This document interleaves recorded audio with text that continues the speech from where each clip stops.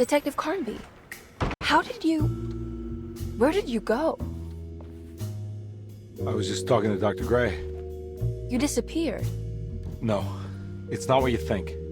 Have you found anything strange going on here? Yes. Everyone is being incredibly evasive and I can't figure out why. No, I mean something you can't explain. Paranormal, even. Detective, I really need you to get yourself together. I can't do this alone. Forget it. I'll figure it out. Do you want to come see Dr. Gray? No, I want to try something. With this talisman, I think I can follow Jeremy to the place he mentioned in the book. What was the name? Do you remember something Spanish? Tarawea. Yeah, that's where I need to go. Detective, are you gonna be all right? Yeah, of course. Go talk to Dr. Gray. We'll rendezvous later. He had such a dopey smile on his face there.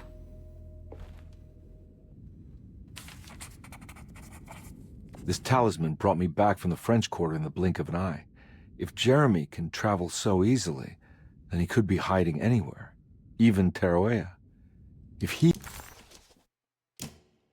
can do it, so can I. I just need to figure out how the talisman works.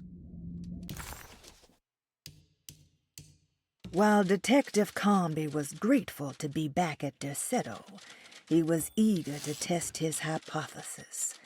After having suffered through that sinister world, dressed as the French Quarter, Jeremy's writing could be read much more literally.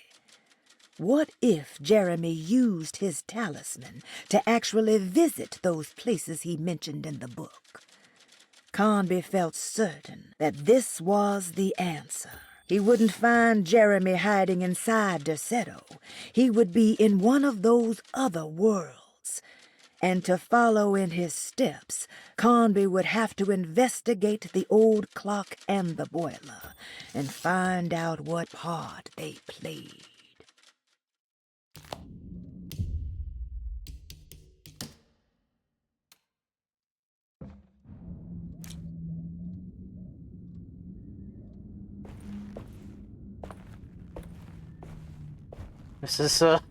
This is very immersion breaking for some reason.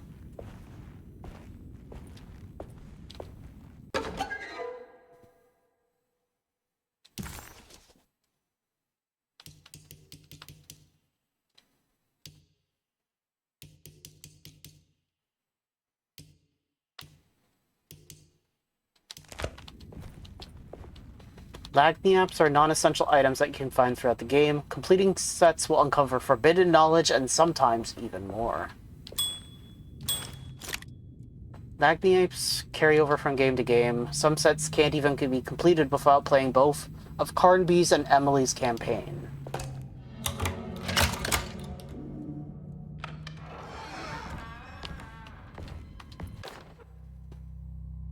Saw your notice in the boiler room. You should know Mr. Chance won't be coming back. I got no business being in there myself, but you can take a valve from the wine cellar if you want to try to stop the steam pouring out. Be careful. Okay. Oh, that's another door. Paul, you're right about the plates on the boiler and the clock. They have been sabotaged, and I think I know who did it. They have something to do with Jeremy's episodes and how he seems to disappear at night. Right now, it's important that you keep an eye out for any of the pieces. I want to find out if I can repair the plates. Let me know if you find any of them. Lottie. Tell Lottie to take a look at the well in the kitchen garden.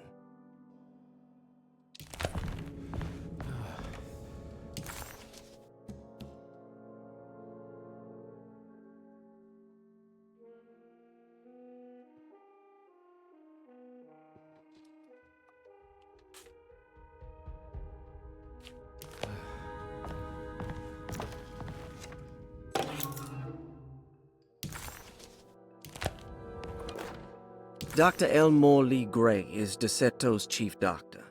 Accounting and all administrative work is handled by me, Paul waits.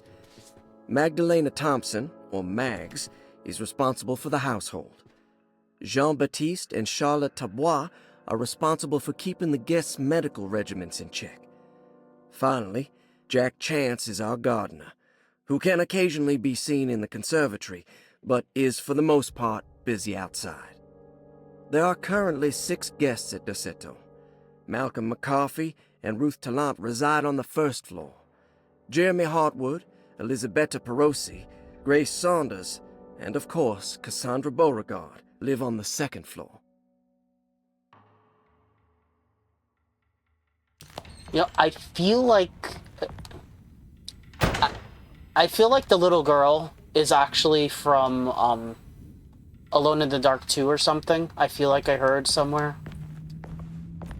But I never played 2 or 3, so I'm not entirely sure about that.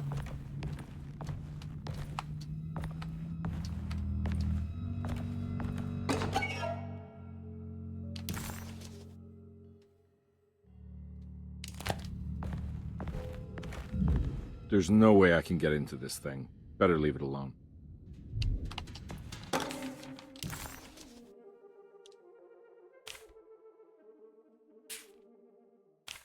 Cassandra Beauregard, the beloved author. Very exciting, isn't it? What do you want to put down for reason for admission?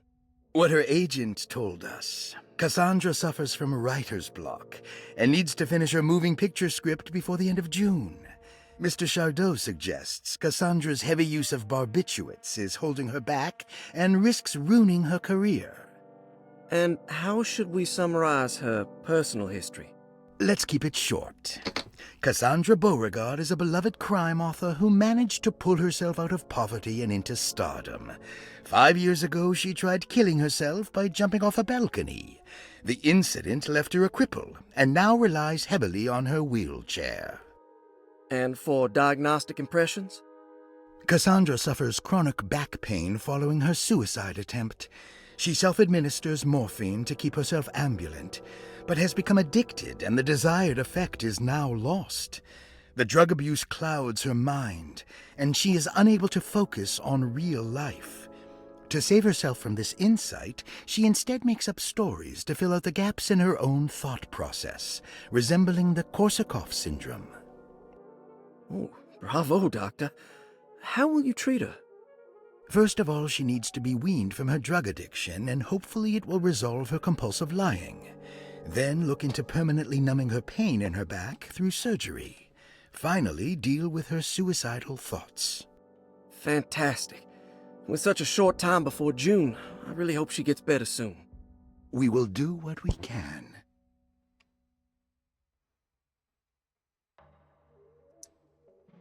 I'm gonna go out on a limb here and say barbiturates is probably drugs, but I could be wrong. Grace Saunders, 11 years old. Reason for admission? The mother insists on strict supervision by a proper gentleman to avoid further perversion of Grace's adolescence. Personal history? Grace's family possesses modest wealth and status. Her childhood seems ordinary, spending most of her time with private teachers and family friends. Grace's father recently passed away, leaving her mother the sole caregiver. And diagnostic impressions? Grace has trouble dealing with her father's death. She is willingly suppressing her feelings on the matter and isn't properly acknowledging the trauma she suffered. Any planned treatment? Grace needs nothing out of the ordinary. She simply needs parental guidance. Eventually, we can work on her feelings toward her father. Thank you, Doctor. I'll finish the paperwork and get her installed. Malcolm McCarthy, 54 years of age. Reason for admission? McCarthy admitted himself to Derceto, stating simply that he needs some damn rest. And personal history? McCarthy claims he used to work as a lawyer in Baton Rouge, but says he can't go into details because of some legal dispute. His background remains largely a mystery, except for the occasional clue that he drops in conversation. Huh. And diagnostic impressions? McCarthy is an anxious man and an alcoholic. He often tells half-truths due to some deep-seated inability to trust other people. And how will you treat that? McCarvey will take some time to open up. Spending time with Jack's dog or the child should be good for him. Their harmless nature will help build his sense of trust. Thank you, Doctor. Elisabetta Perosi, 33 years old? What should I put down as reason for admission? Well, Perosi broke into Derceto and was found wandering the grand parlor. She was confused and suffered partial amnesia. She insisted she belonged here and offered to pay for her stay. Right. What do you make of her story? Perosi claims to have been a member of the Astarte artist colony some 20 years ago, a claim that seems contrafactual due to her young age. She looks to be and even thinks she is 33 years of age. That would make her a child at the time. It seems fair to say that Perosi's story is untrue, deliberately so or not. Diagnostic impressions? Do you have anything? Perosi's story is peculiar because she retracted her story about the artist colony. She no longer claims to be the same person as Elisabetta Perosi. However, my staff's research has confirmed there was a Perosi at that time who was in her early 30s. I suppose this case will take some time to investigate. How will you go about it? I wanted to contact the real Perosi, but it seems the whole colony disappeared one night. September 29th, 1915, during a hurricane. I will have to take it slow and figure out what this spell of impersonation could have been. Oh, I'm sure it will all clear up eventually. Thank you, Doctor.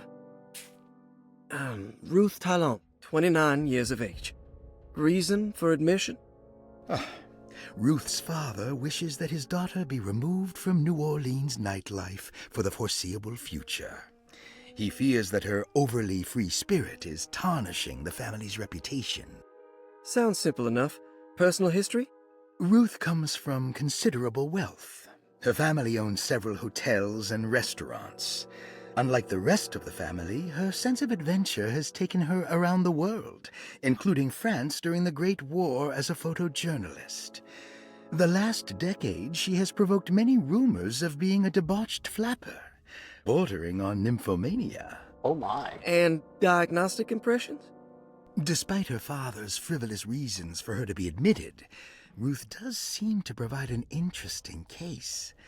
She is refreshingly open and doesn't shy away from talking about her life during the war or her continuous celebration after returning to the States. She is admittedly a sexual deviant and feels no remorse. And her treatment plan? Simply staying at Derceto should do wonders for Ruth. If not, at least for her family's reputation. Ruth doesn't need to change, but with therapy I might be able to share with her some sympathy towards her family. I doubt she will settle down and become as dull as the rest of them, but at least she might try to be more discreet in the future. That's a very funny term, a flapper. This person doesn't seem like their mental capabilities are... She seems fine. They just put her here because they don't want to deal with her. Looks like all the patients are accounted for, except for Jeremy.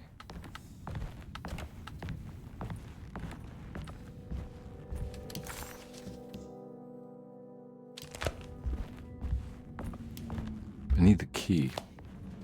All right.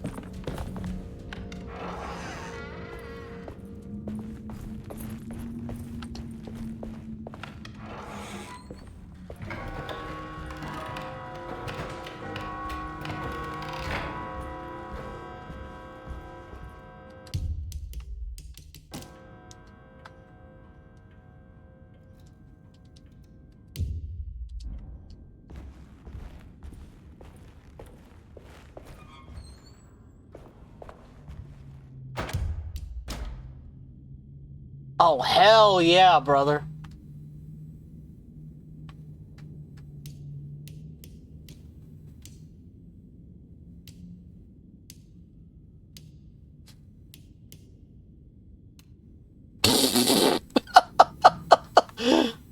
Oh my god.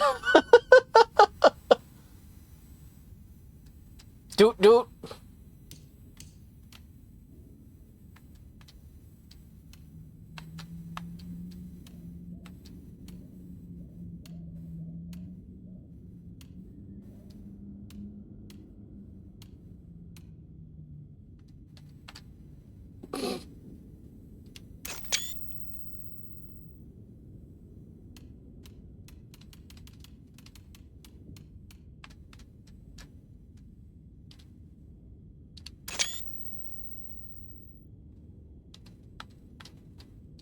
Can I actually place the sticker?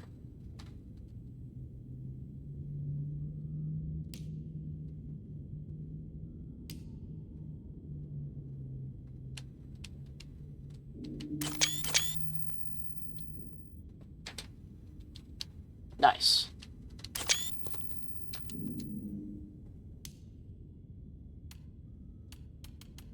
Oh God! Oh, this was made for Zenith, right here. Yeah, that's the good stuff.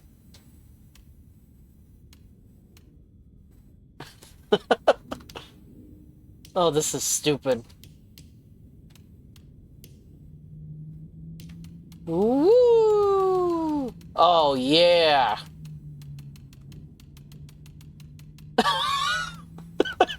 What the hell is that? What am I looking at?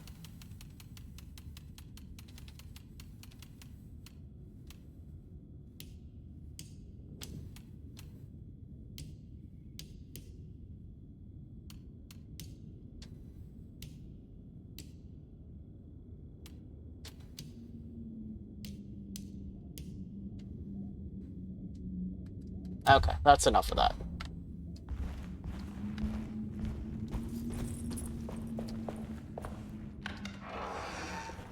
Right, so that leads back there. I'm not gonna walk out of this now. I need to help Emily save her uncle. I need the key. Need the key.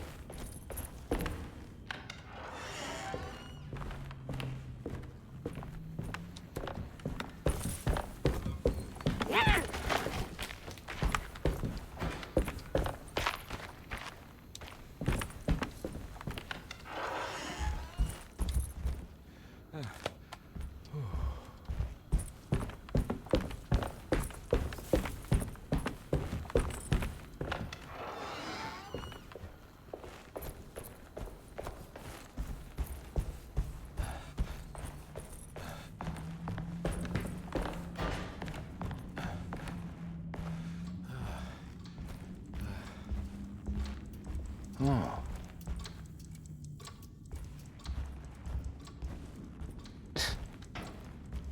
I guess he's got nothing interesting to say about the statues. It's stained. Looks like some kind of rot.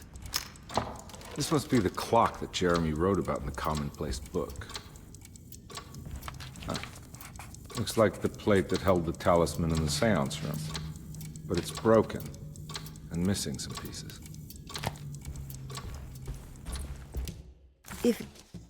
If it wasn't for the collection of peculiar statues, the old astronomical clock would draw every eye in the room. To Carnby, it wasn't the intricate clockwork that stood out, but the odd-looking plate on the inside. It reminded him of the ritual bench in Miss Jackson's seance room, where he had manipulated the talisman to open a door back to Derceto.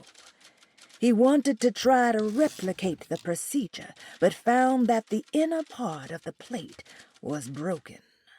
He would have to find the missing pieces and put the plate back together.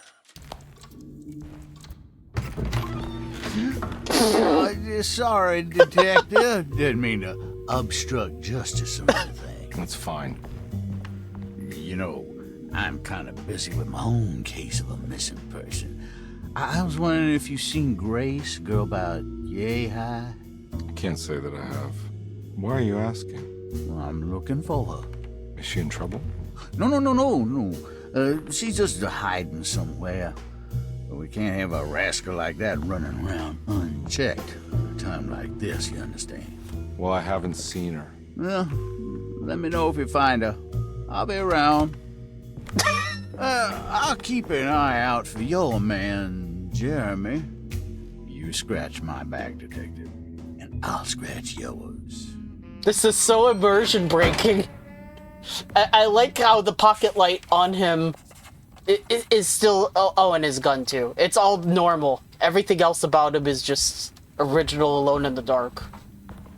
It's very, very amusing.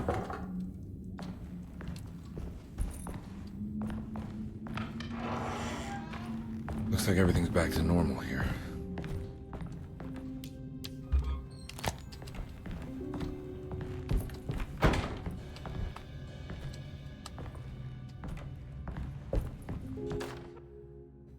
Emily's here.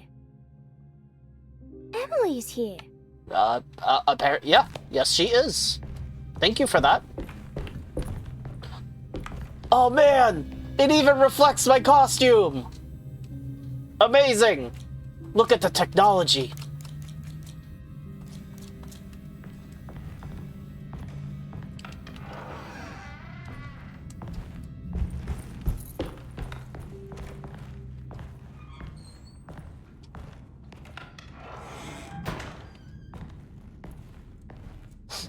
God, remember when Luigi's Mansion first came out and reflections were like a big deal?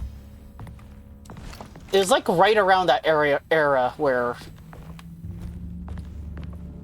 like reflections in video games felt like a big deal.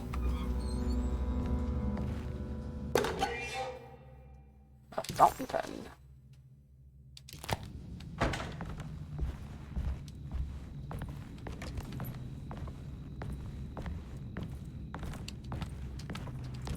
Oh, I can't hit the punching bag.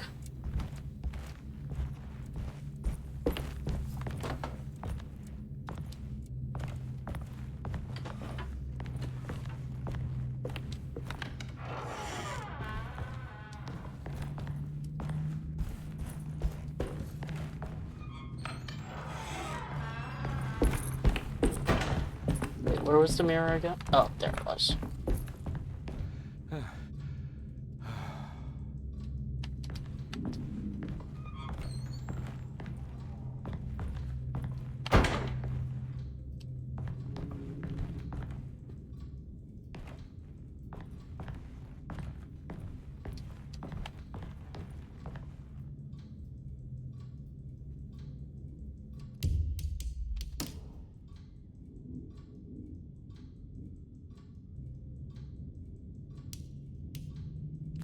Wait, what? Beg your pardon?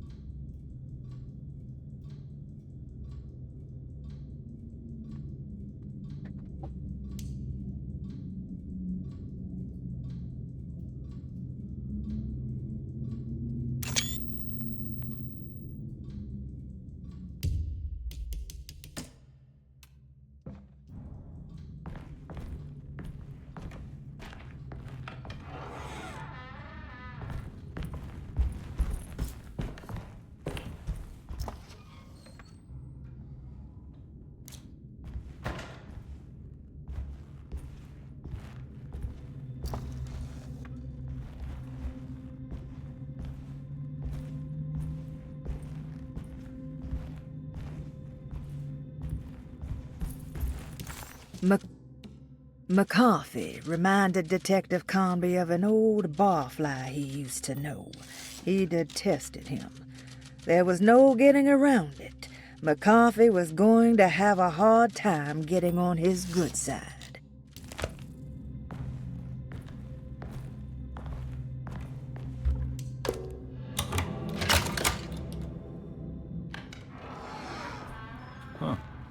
How eccentric. I did it! I crossed the thresholds to my intended destination without a focusing device. My talisman now knows these roads, and I have no need for the plates. I can find my way to Lafayette as easy as I find my own room. I visited the grave of my father and seen the oven waiting for me. Thank you for opening these doors. I now must summon my courage and go back to that hateful mound outside the oil rig. I hope you'll be feeling better when I return. Jeremy.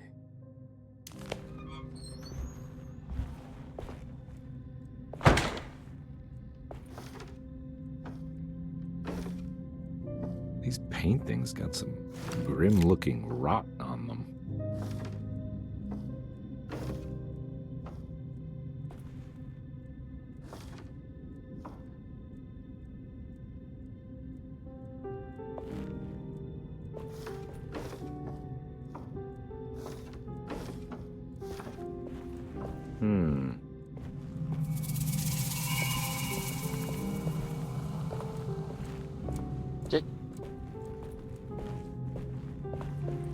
I was just fucking with these. Did I just solve a puzzle without really thinking about it? The Astarte artist colony. I remember hearing about their disappearance. Must have been 15 years or more now.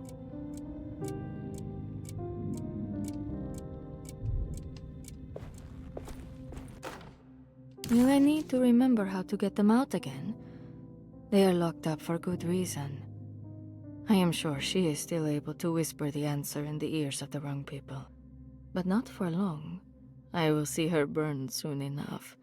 That black goat will be sacrificed to put an end to it all. Then it will all be over. No more Derceto, and sadly, no Astarte. Those good pirates of Pontchartrain. May you still sail the lake, until you find the shores of Hali.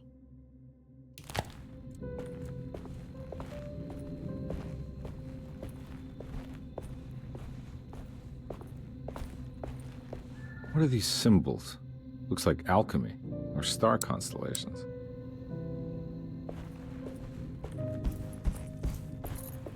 Well, I can't fuck with these things anymore, so I must have solved something.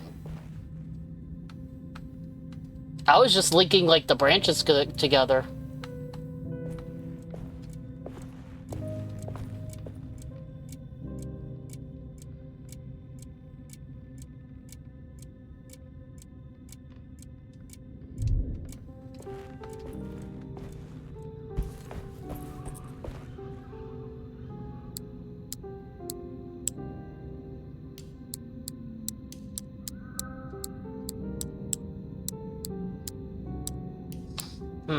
I don't think I have the... Oh, this mirror is a lot better.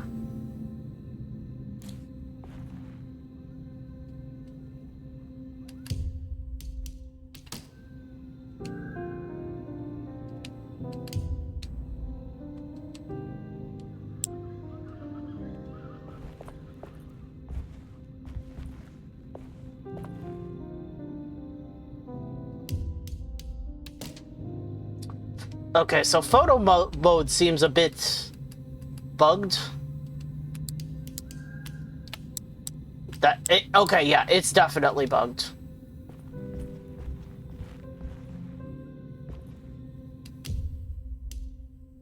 If you're close enough to an object that you can interact with.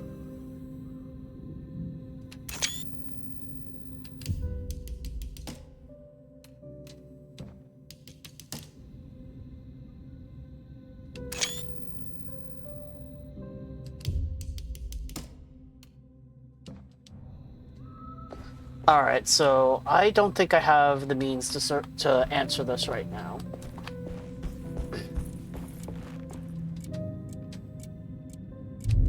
So we'll come back here later.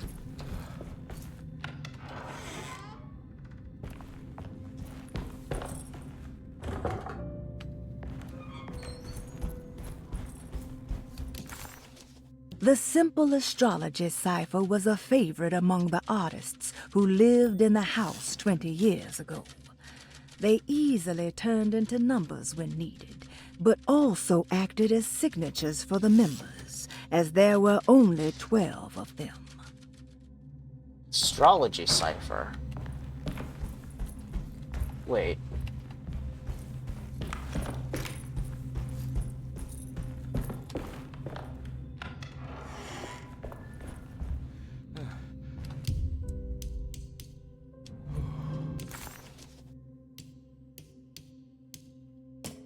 A 3-digit number?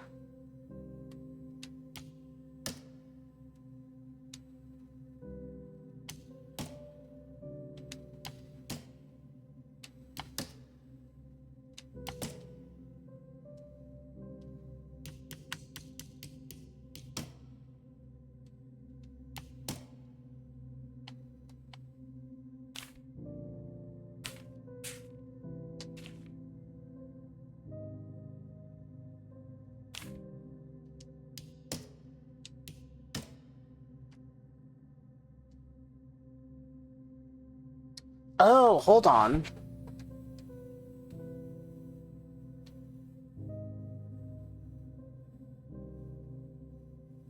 Oh, it's... I didn't even see those numbers on there. Okay. 1, 11, 10.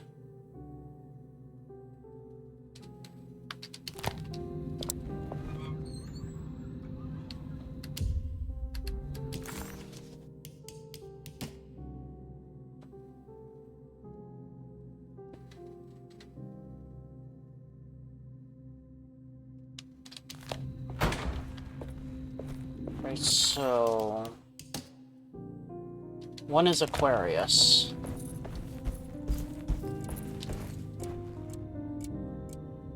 Captain Cortez.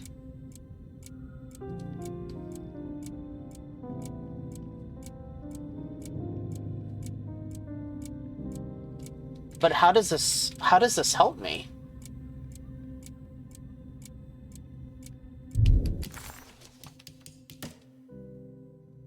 One 11 10.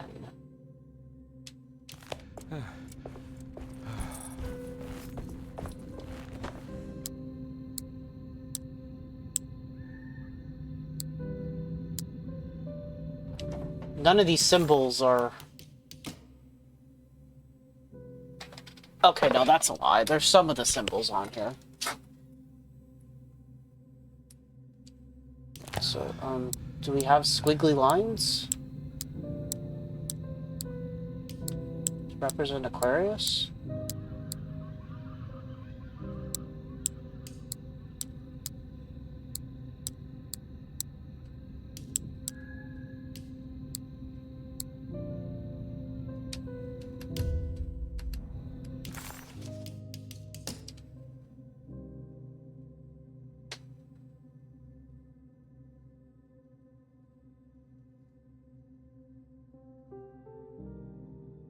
I see Aries. I've seen Aries and I've seen Gemini in here.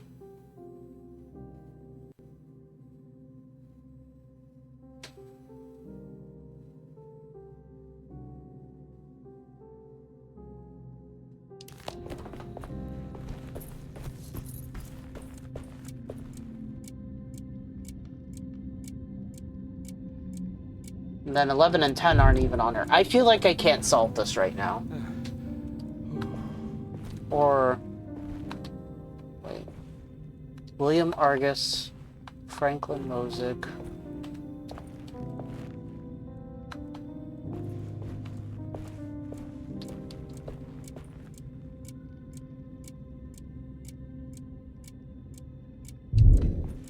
Oh, I think I get it now. I think.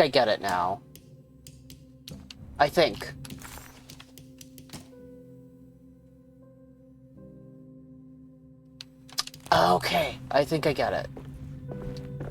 So, William Argus. 2.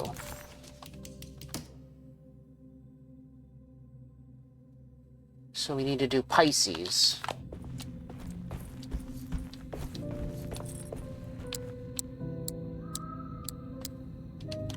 Pisces for 1.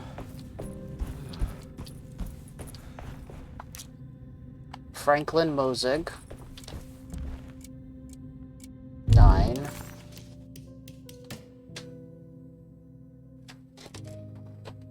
So that's Libra.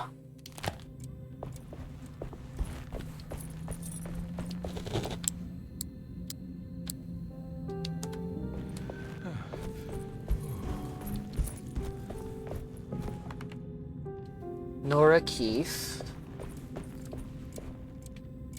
is 4. And that's Taurus.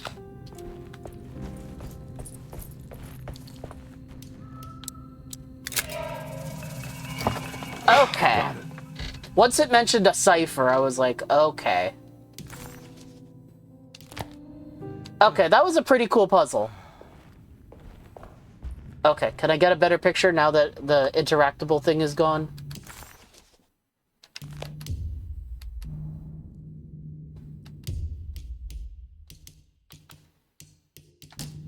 Yes, I can.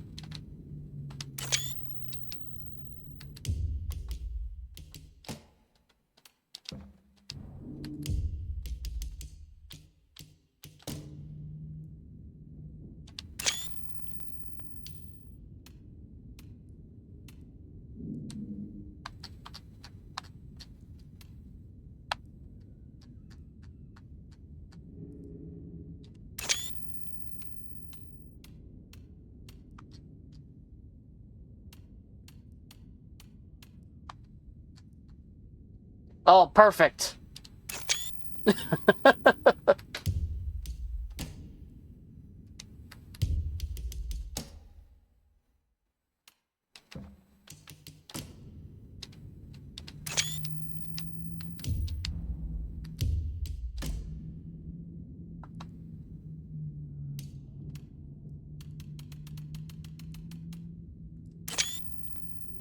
I like it.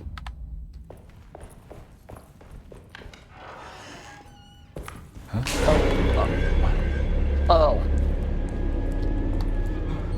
We're back in the other world, boys.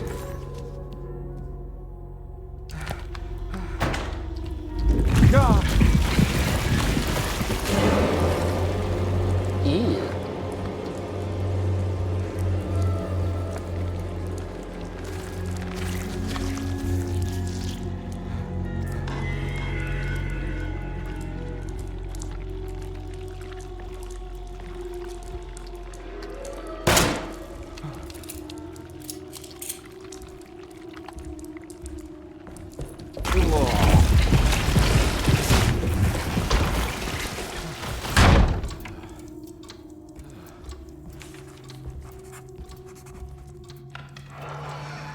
What happened?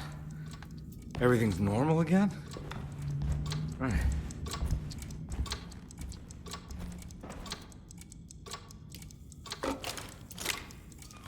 Well, there's one.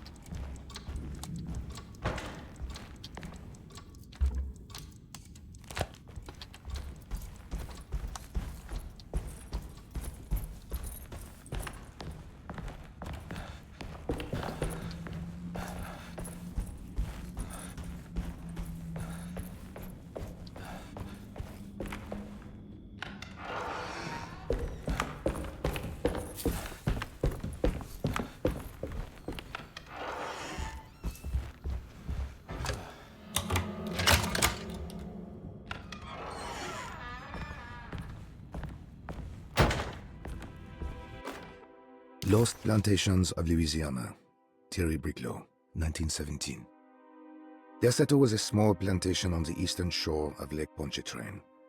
The land was considered difficult for industry and was sold for only $30 to Elijah Pickford in 1818. Pickford employed hundreds of workers from nearby New Orleans to clear the woods and build a small plantation mansion facing the lake with a striking Greek Revival temple facade. Derceto kept a modest production of barrique tobacco and indigo that persisted up till the Civil War. During the antebellum era, Derceto was the source of many rumors concerning voodoo and witchcraft. People who traveled the lake reported seeing people dance at night in front of bonfires, bleating and wailing. On June 17, 1862, Captain J.W. Norton of the Union Army recounts leading a raiding party from ships anchored in Lake Pontchartrain in order to seize control of Derceto and free the slaves working there. The captain was surprised to find the workers fighting back with unprecedented zeal. Norton's account describes these men and women as enraged with fanaticism. Pickford reportedly tried to placate the raiders, but was shot in the confusion. Captain Norton left the mansion burning and retreated to his ships with his men. Derceto was left in ruins for several decades.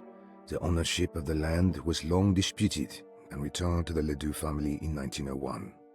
Several police reports were filed during the following years as the Ledoux tried to get rid of a camp of squatters on their land. The police made several visits to remove the trespassers, but the people kept returning. On November 1st, 1907, Inspector Legras of the police charged a deadly attack in order to save several children kidnapped by the squatters. Many were killed, and even more were jailed. The following year, Ledoux rebuilt Derceto, incorporating the surviving stone foundation and adding a magnificent wrought iron conservatory. The farmland had been reclaimed by the surrounding woods, so it was no longer profitable to use as a plantation. Instead, the house was turned into an artist's colony. The Astarte Artist Colony was a successful group of artists, including figures such as painter Heinrich Cassel and poet Nora Keith. The group was also known for their beloved Mardi Gras crew called the Pirates of Pontchartrain. On September 29, 1915, a tropical hurricane tore through Louisiana, causing Lake Pontchartrain to flood New Orleans. Due to the remote location of Derceto, it took almost 2 weeks for outsiders to learn that the artist's colony was abandoned. The 12 residing artists had all vanished without a trace. The empty mansion of Derceto still stands on the shore of Lake Pontchartrain, with much of its temple facade intact. The Ledoux family currently has no intention of repairing the house. So very interesting. This, like, very first paragraph. No. The second paragraph here is almost verbatim a note from the original Alone in the Dark, talking about how the people that were working here were like zealots, worshipping the guy who owned the place. I forget his name, but he was originally a pirate captain, and he became immortal.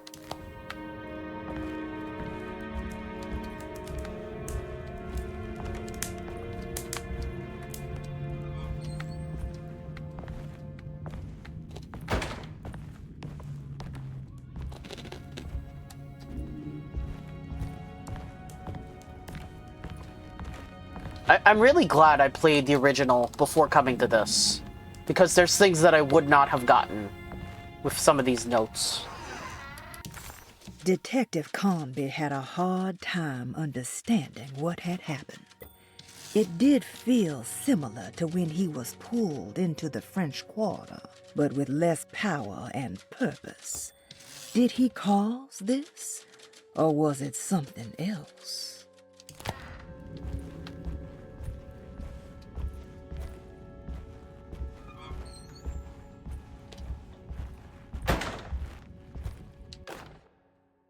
Oh, got ourselves a fire poker. Ooh. I'm glad you had the same reaction as me, Carnby. We cannot open it right now, though, it seems. Although, maybe if we shoot it.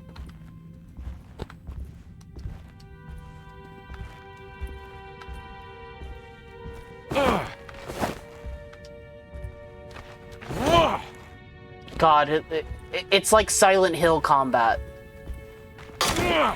Nope.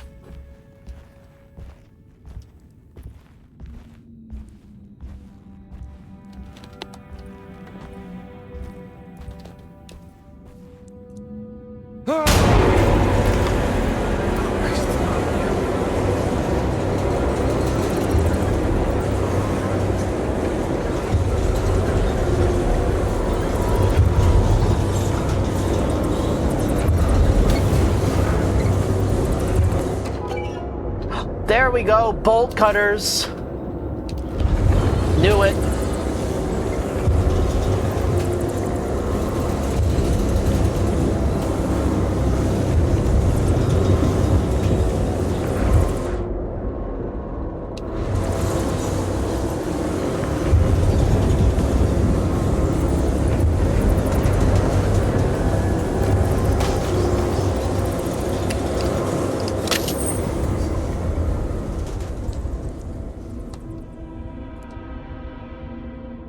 What the hell is going on? I think you're losing it, Carnby. It's wedged shut.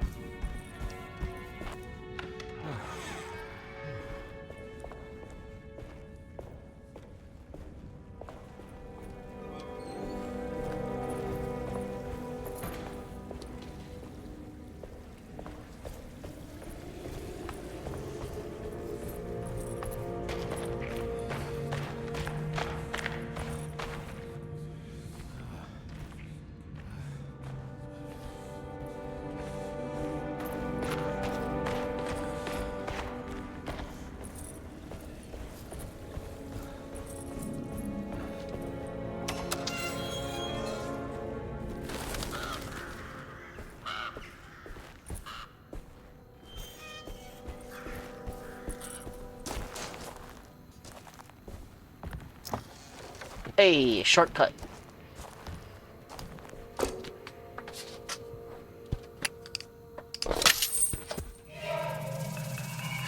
Got it.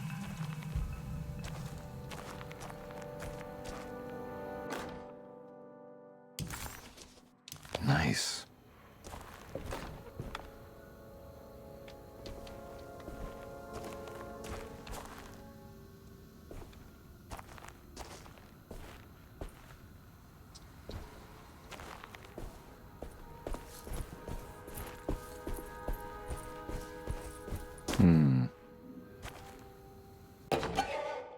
A mummified cat.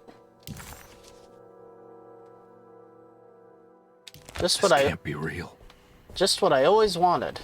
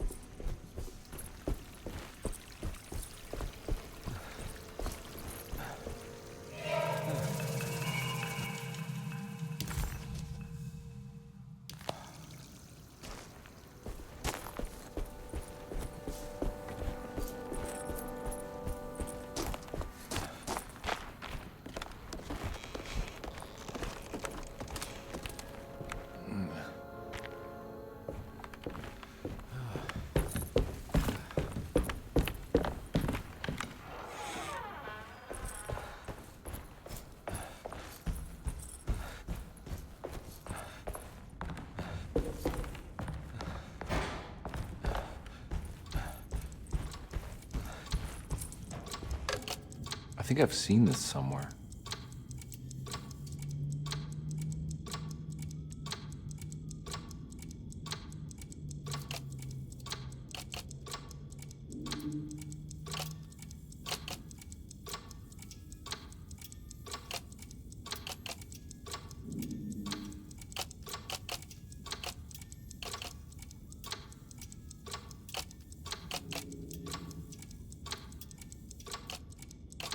Okay, I can't rotate it.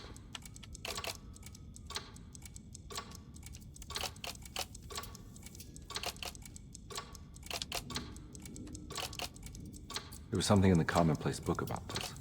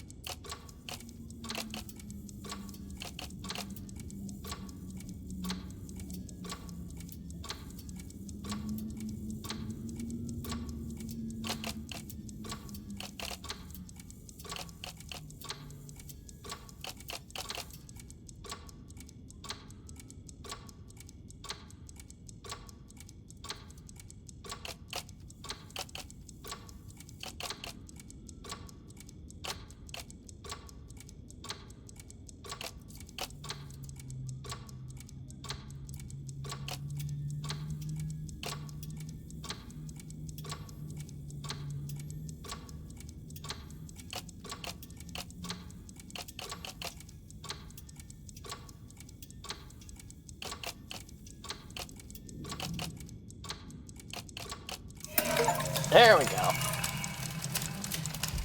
I think the clock broke. Or maybe it just stopped at a very precise place.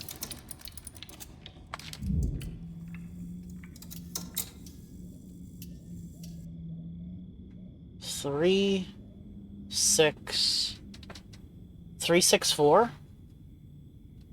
Oops.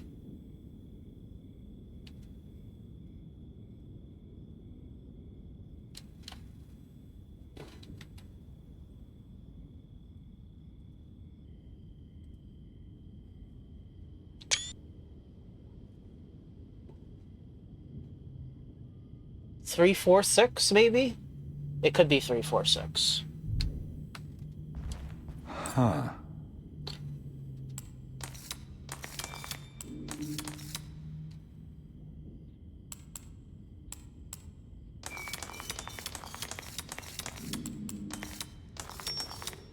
There we go. There's a picture in the black glass. It's showing me something. It's the hallway outside Jeremy's room.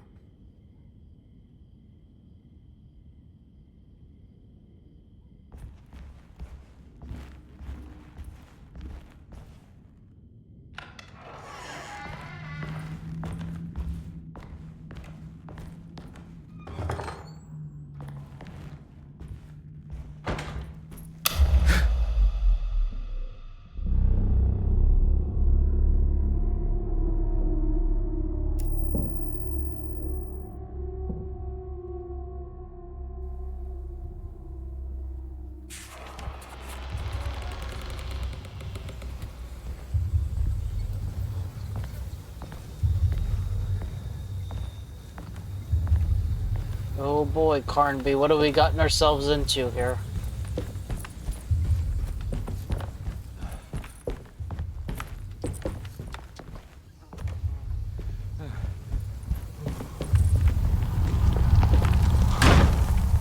I made it.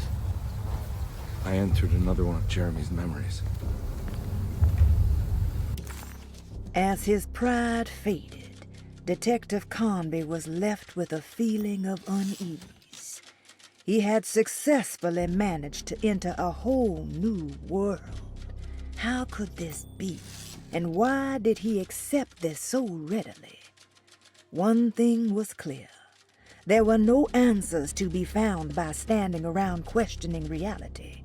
Knowing only what he read in the commonplace book, Carnby headed off to look for Jeremy in the Hateful Mound.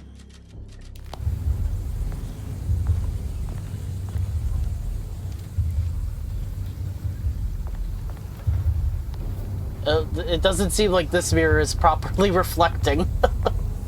Oh God! It's showing me my back. Oh, that's a weird fucking mirror.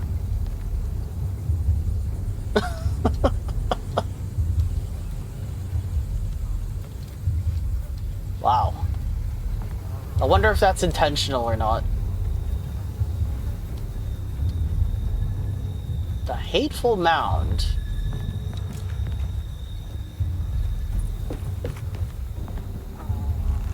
Ugh.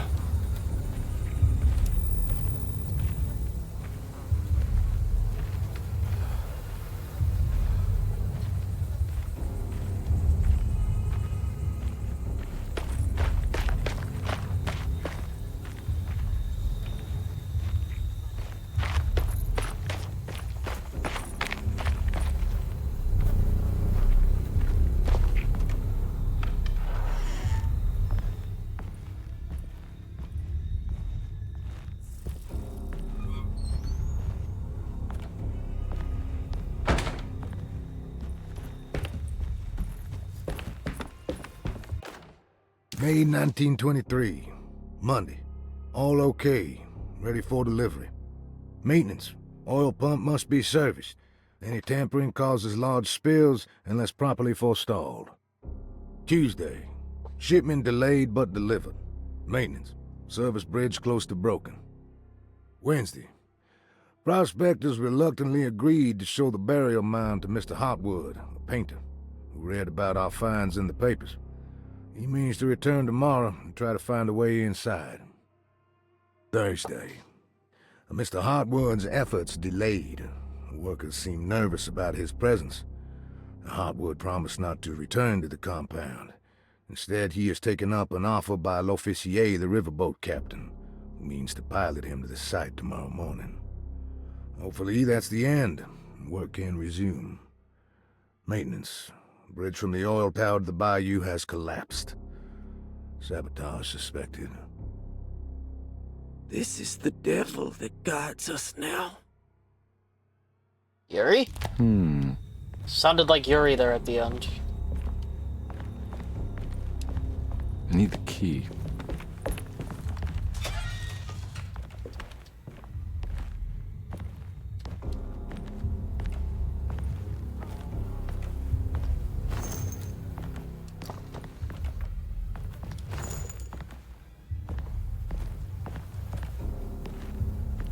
Ooh, there's something behind here.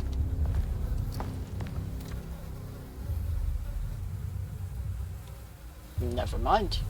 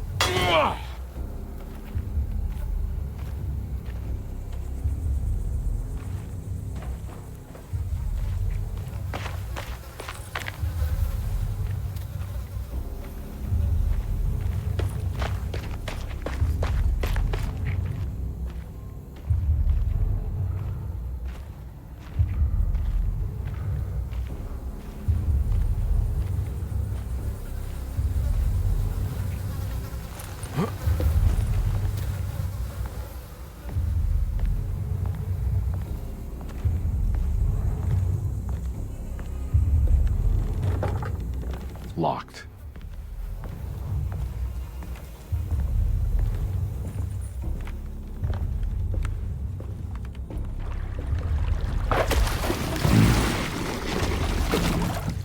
There's something missing.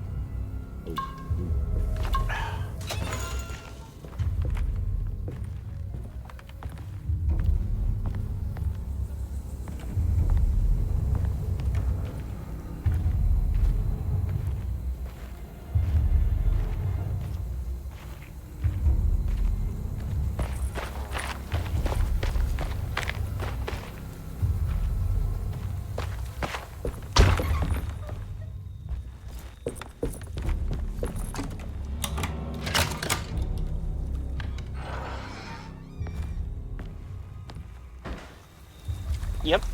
That's a bayou, all right.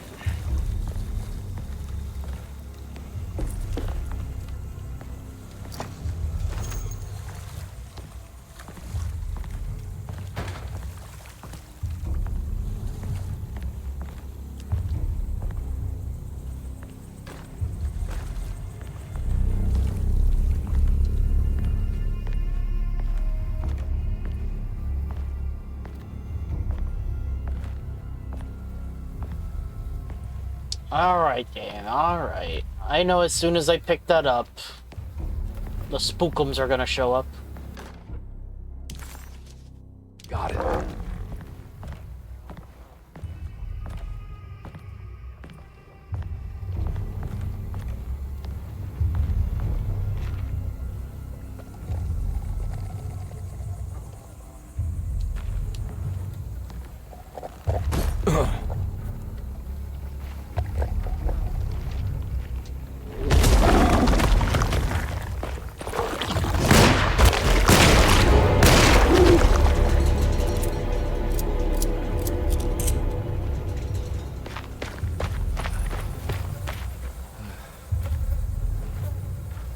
Alright, new enemy.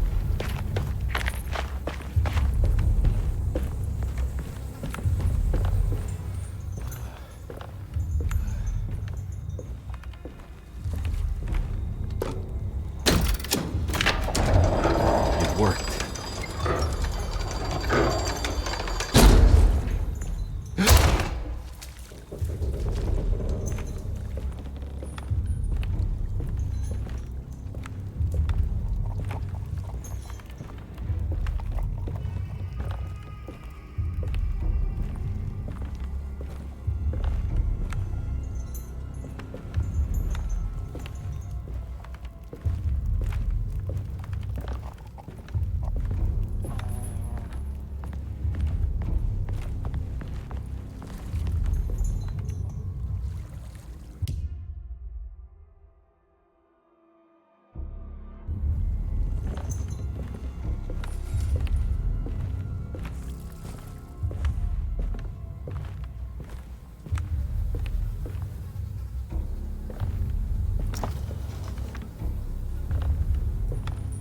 Low poly?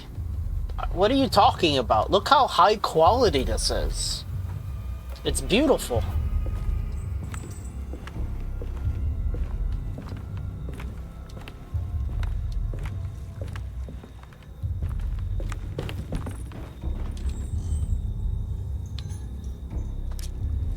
I'm at full health, so we can't boost it up.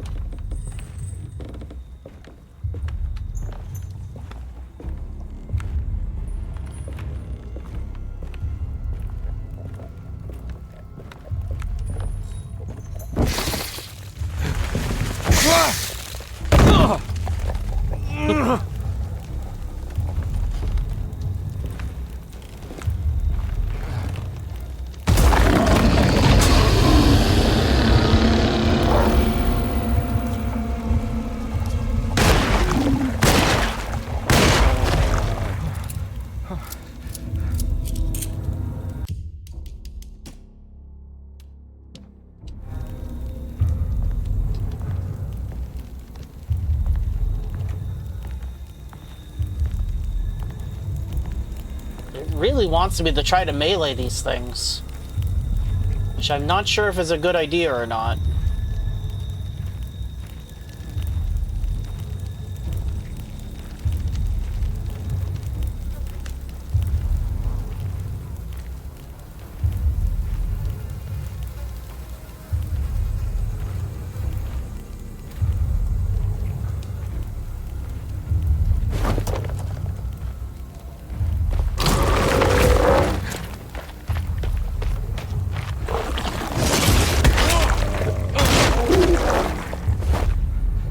Pretty weak. I just need something to break it.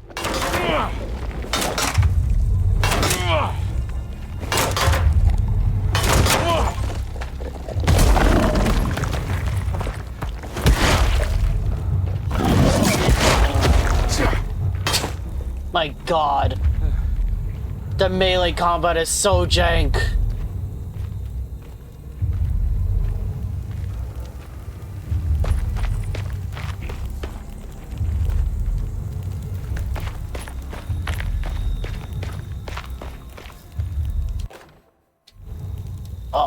Hell yeah, new weapon.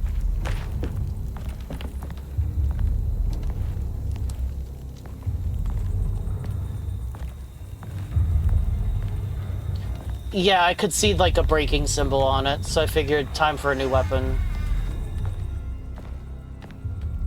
Hey, if someone messes with me now, they're getting a paddling.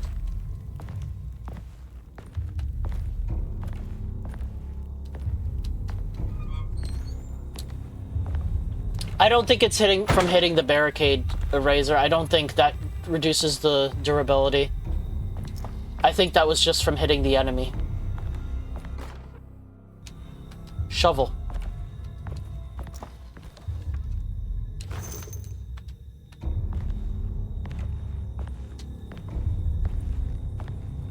I mean, they're giving me a plentiful amount of melee weapons, so...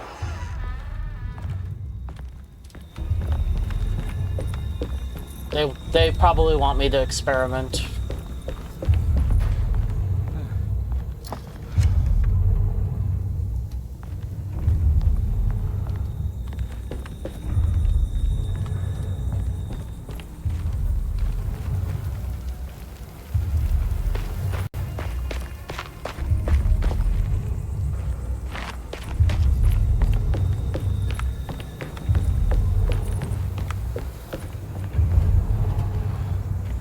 Alright, come on out.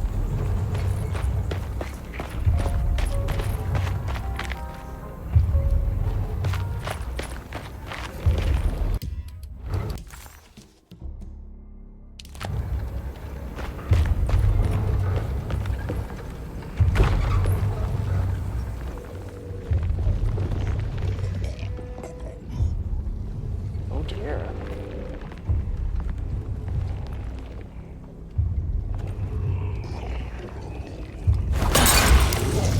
Nice.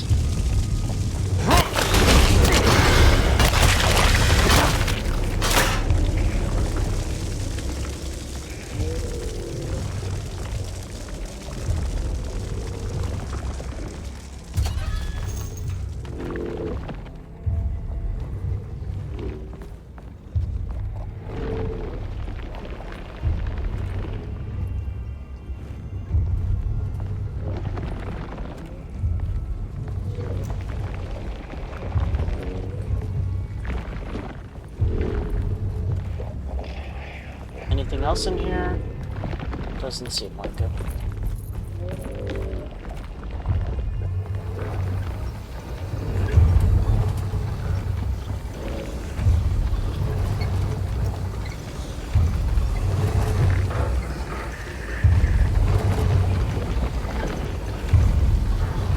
Alright, I see him patrolling that area over there. Also, I'm full on handgun bullets? Really?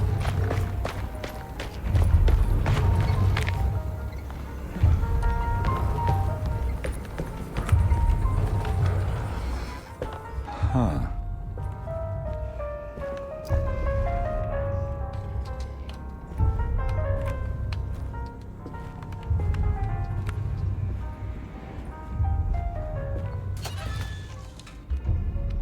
Wow, I am full on handgun bullets.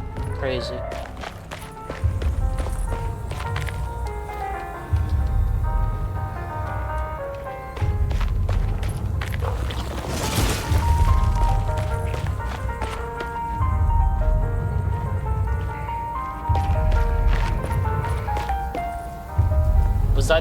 Was that just a jump scare?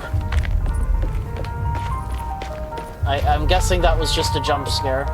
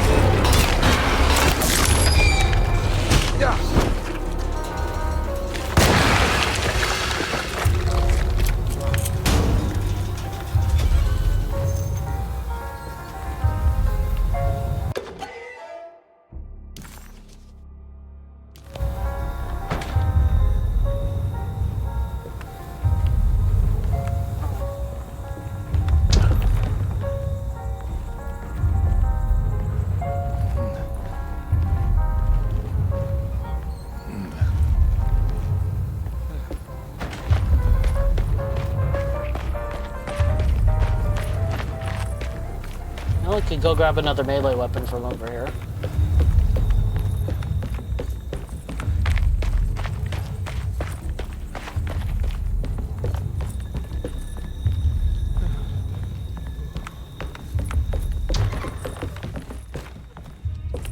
It's paddling time.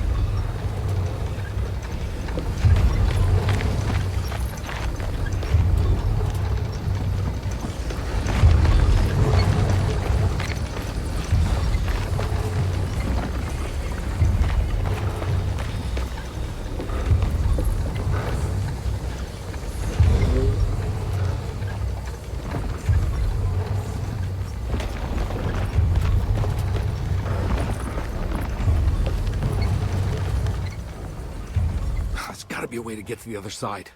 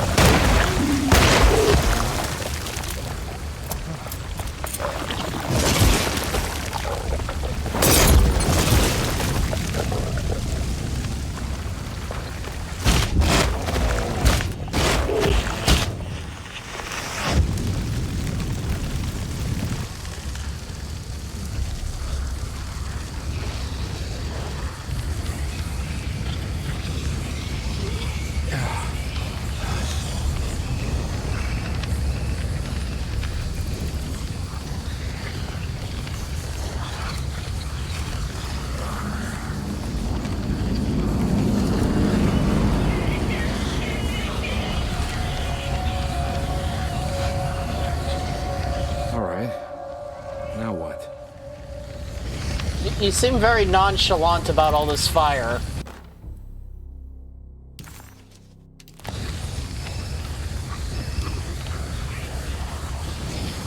Yeah, come on, Carnby. Wouldn't you rather fall to your death than go up in flames?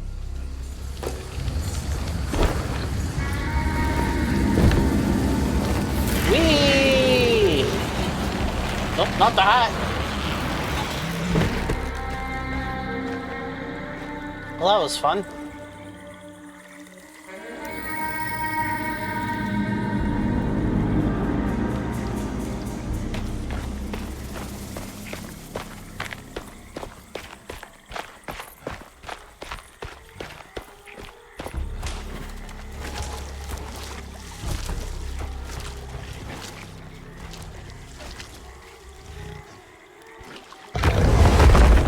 Oh, goodness. What was that?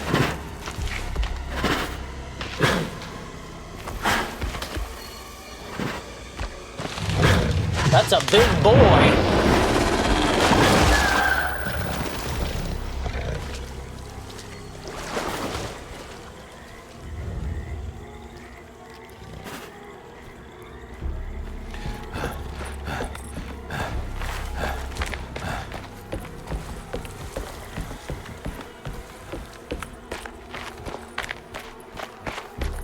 It's the Hateful Mound Jeremy talked about in his book.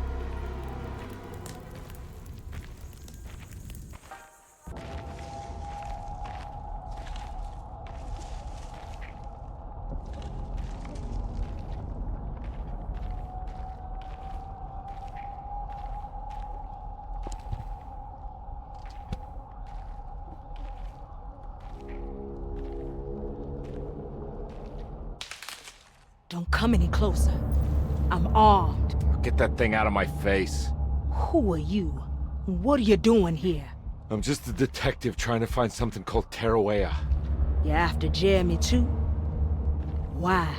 I'm working for his niece. She wants to make sure he's alright. He might be unharmed, but far from all right. He's a curse upon Derceto.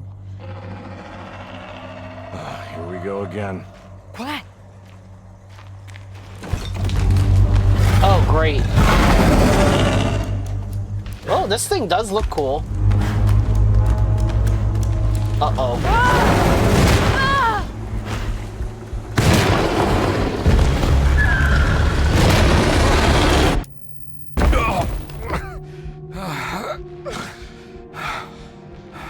Oh, Christ in heaven.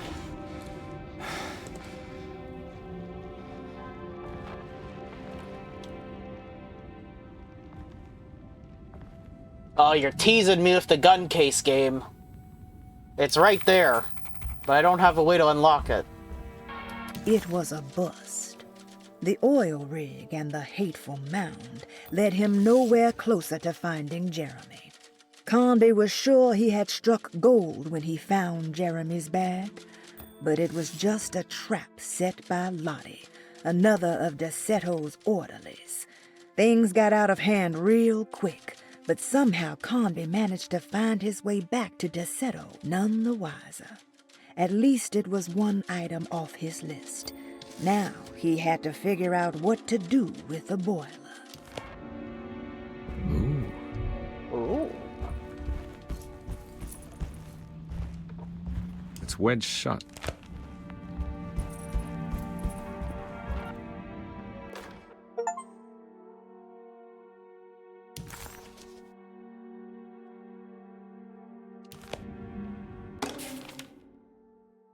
Reflections on the Power of the Verb in Certain Texts by Juan Luis Jorge.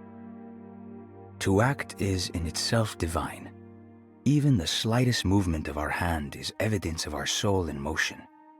Yet our free will is so easily overwhelmed by the dullness of everyday life. Our actions become rote and rigid in spite of luxury and comfort. True divinity is found in the choice of leaving the stage where we all perform.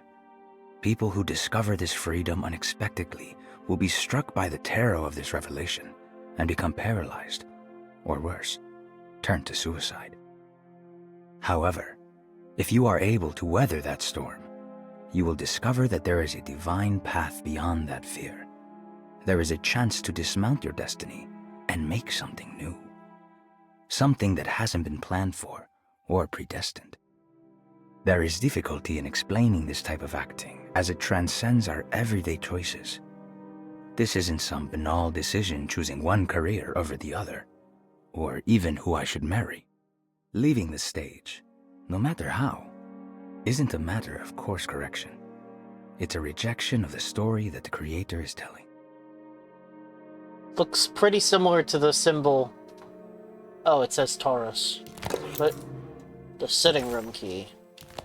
It looks similar to the symbol that I used earlier.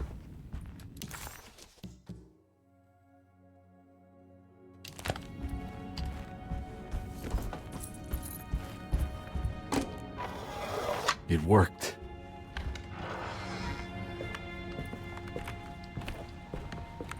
I don't think I have everything I need. Okay, well, thank you for telling me that. The Barlow lens. Instructions. To double the magnification of your telescope, simply fit this Barlow lens to your instrument. Then operate the fine tuners to adjust the distance between your lenses. This is easily done while looking through your eyepiece. Simply search for a position where your picture is clear and appears flat. When correctly tuned, your telescope should present a clear picture with magnificent magnification.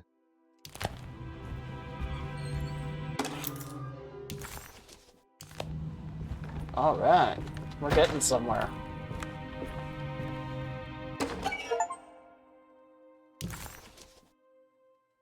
Ooh! What's this?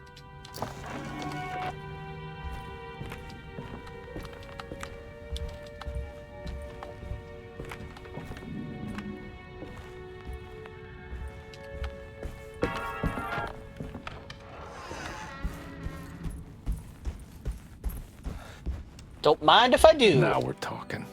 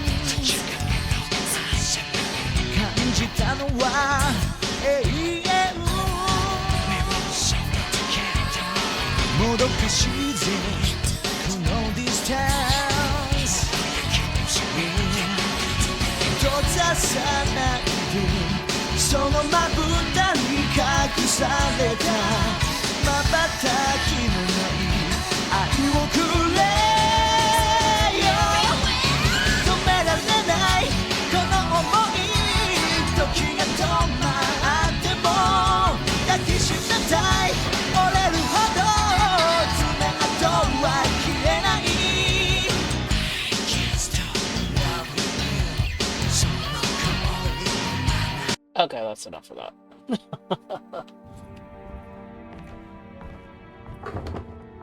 Huh? What? Uh-oh.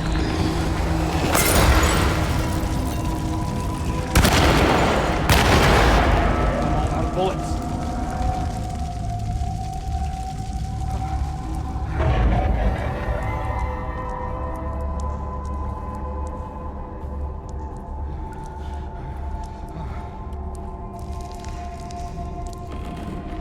Oh, a pickaxe and shotgun shells.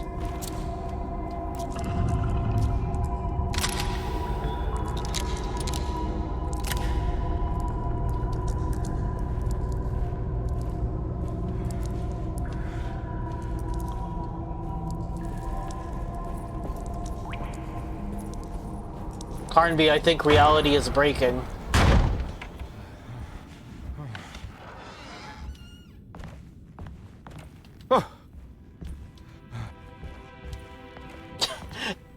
like that little surprise yelp he made there, checking the room to make sure it's normal.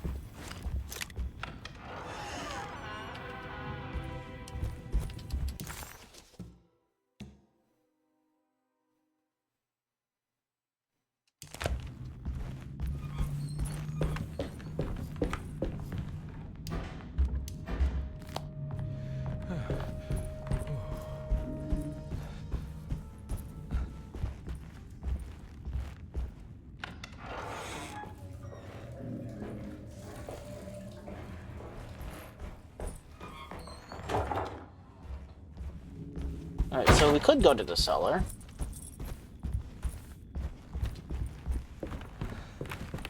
It's wedged shut. It worked. Good.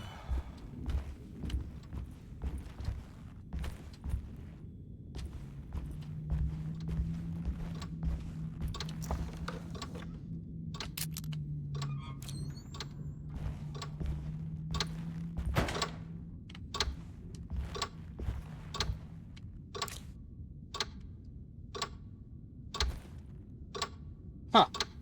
Is that telling the actual time right now? We're supposed to?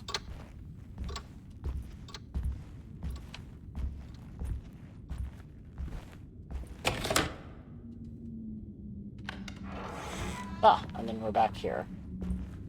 Wasn't there another wedge door over here? I feel like there was, but maybe not.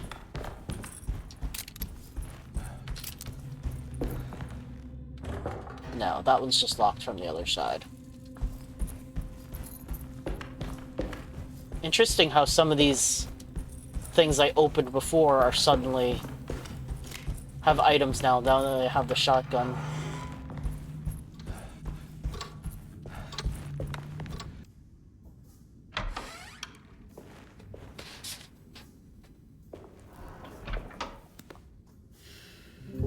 Detective Carnby, how good of you to come. Let me pour you a drink. What happened here? This place looks like it was hit by a bomb. Welcome to the madhouse, Detective. Thanks. Did the ceiling just collapse? I heard it was something in the attic, something that was supposed to happen but didn't. How that could have such consequences is beyond me. The truth is, I don't know why the room looks like this. But I bet your friend Jeremy does. You know where I could find him? Oh, somewhere in his past, I suppose. He keeps going on about that mysterious dark man. I think he is hiding from him. Or maybe he's with him. I can't really keep up. I don't worry much. Take a look around this room. You may think it looks spectacularly devastated, but I just think it's finally found its stride. It fits perfectly with the state of this place and its loonies. The same goes for the nonsense with Jeremy. In my eyes, we finally managed to match the wild ride inside all of us. Well, I'm happy you find the evening so harmonious. I hope you don't mind me setting things right. Jeremy's business, that is. This room looks beyond my capabilities. Good luck, Detective. Hope to see you again soon. Yeah, evening, miss.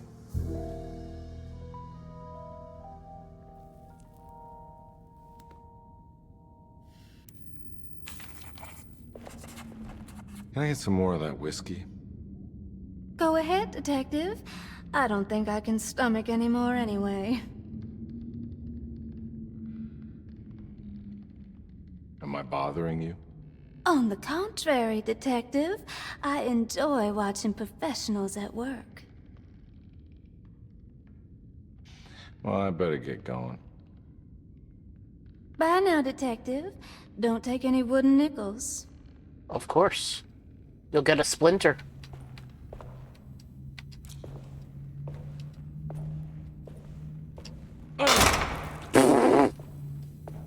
even... They didn't even break. They just phased out of existence. Oh. I will say, this is a very charming game, despite its flaws.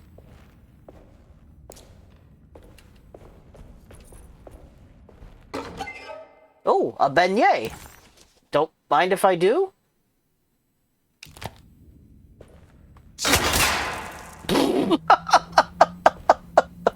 Well, fuck them, the rest of them beignets, I guess.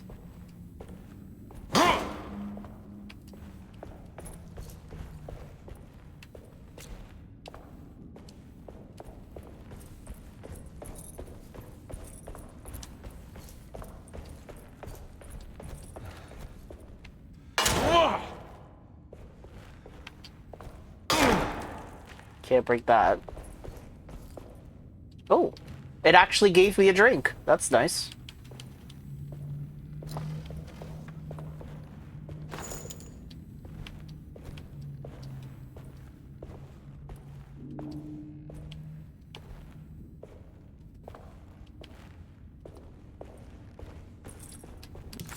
Ruth seemed like a handful. Her talk about Jeremy and the Dark Man made it sound like she might know something of importance. But ultimately, it felt like a dead end.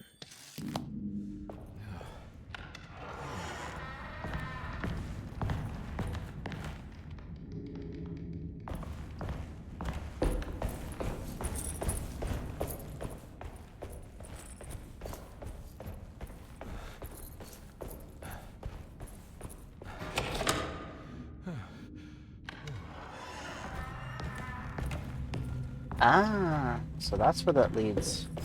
Makes sense.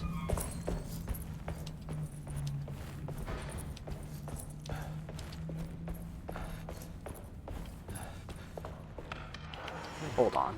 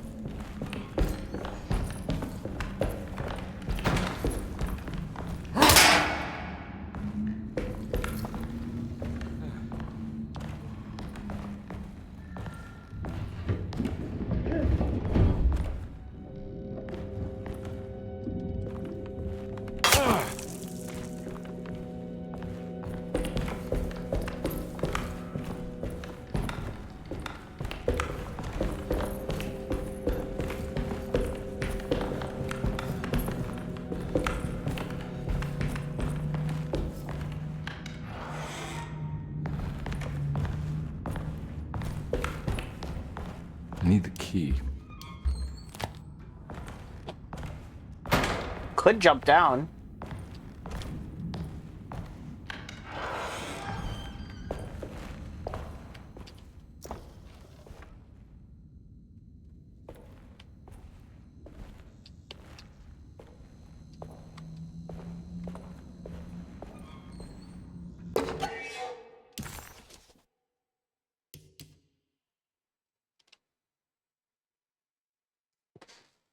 As the world moved into the new decade, America was spiraling into a maelstrom of debt, drought, and death.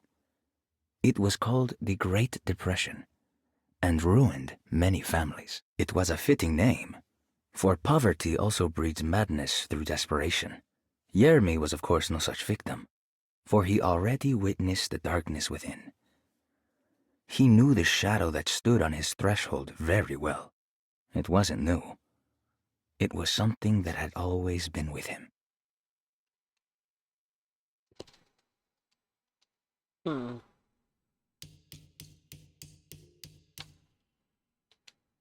The lone and the lost walk a land of fear. When there is nothing you recognize, or no one to trust, you prepare for the worst. Something is coming, and you best be ready. Take the gun in the parlor. Give them hell. You got it, Chief.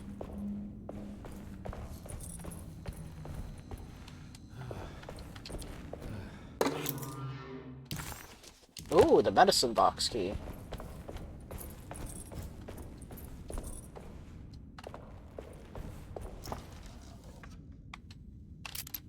Okay, good. Shotgun shells.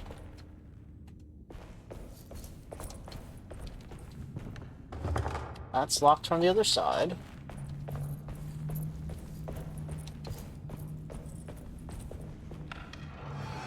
Ugh. There's more of that aggressive rot.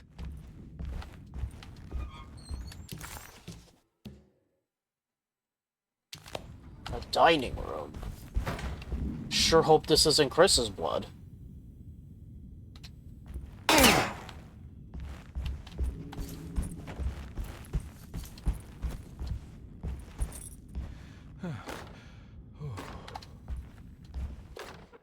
On the commonplace of evil,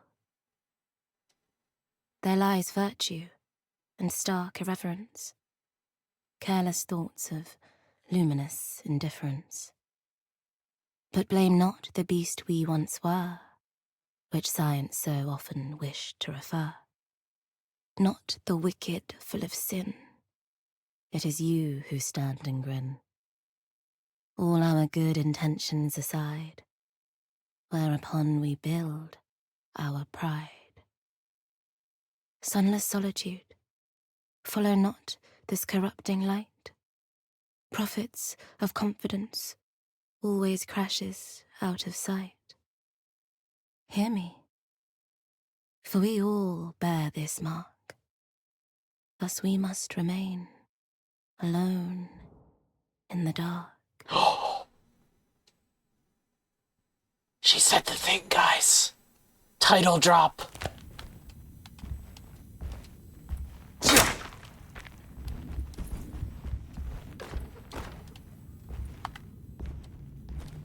Alone in the dark.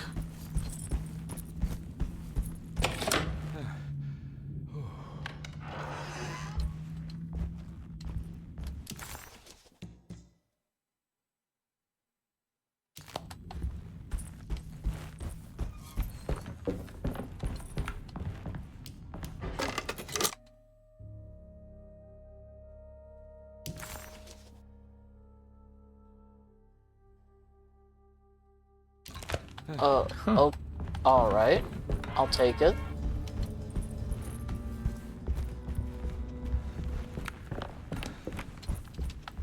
Alright, we already went through there. Pretty sure I don't have the key to this restricted room. Oh, never mind. I just played can't open it.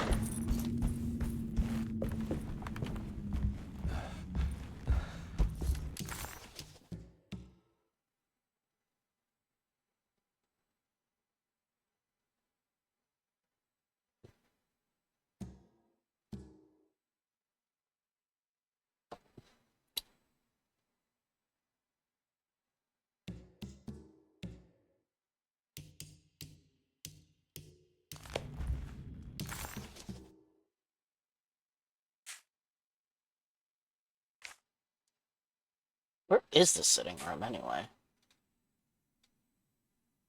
Oh. I think I know how to get there.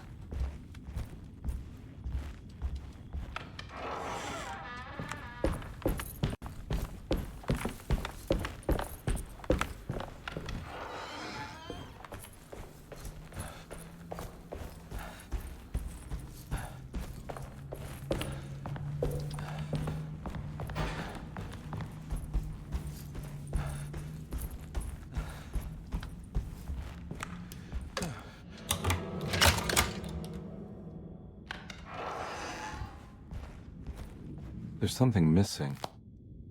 There sure is.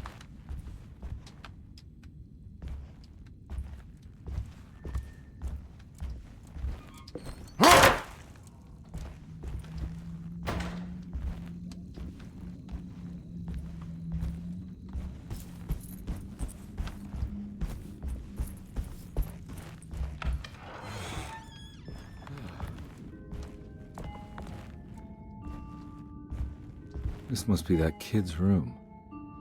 Why does she seem so familiar?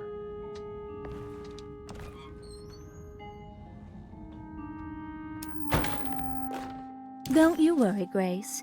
Go play your game, bleat and bellow with the others. I won't be jealous. There will be more masquerades.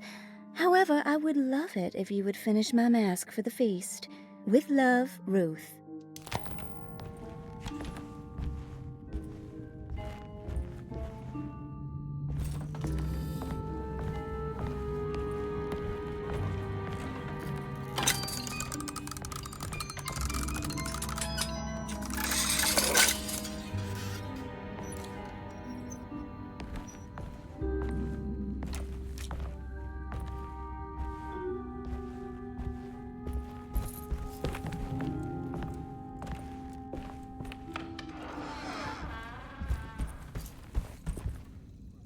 Maybe it's because the footsteps were so loud in the original Alone in the Dark.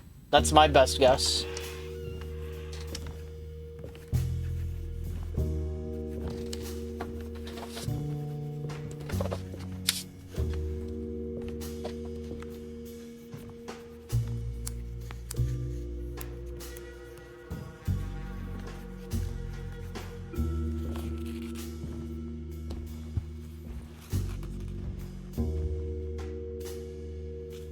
What you got there? You drawing something? Nothing special. I'm just bored. Do I know you from somewhere? I remember you, Mr. Carnby. From where? Don't touch that.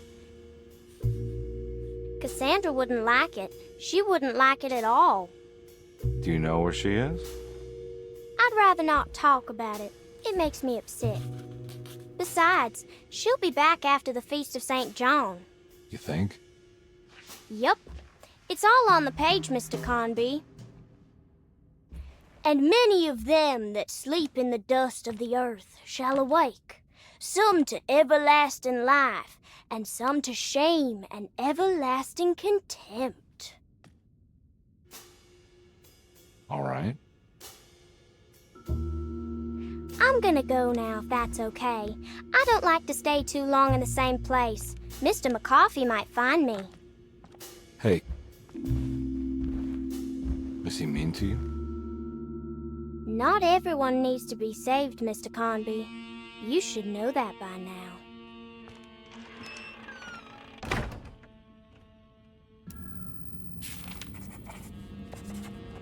Why did that girl look so familiar? Detective Carnby just couldn't quite remember. His last few years were clouded by a drunken haze, a haze which now had turned almost opaque. Considering their shared past, Grace had every right to feel slighted, but it wasn't in her nature. She was amused. Okay, so I'm almost positive now that that's the girl from Alone in the Dark too. So this is where Cassandra Beauregard ended up. For some reason, I thought she died years ago. It seems like she remembers what happened in the other games, but Carnby doesn't. Miss Beauregard, I picked up your medicine at the post office today. As you understand, it needs to be administered by the orderlies for your safety. I've put the box in Lottie's room for now, and I'm sure she will find you as soon as possible. Mr. Waits.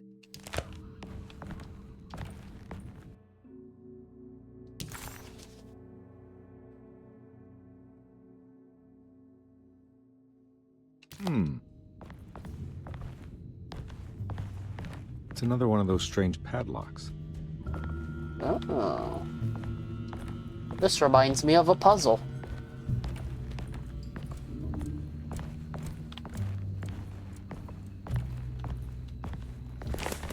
There's more of that rot again.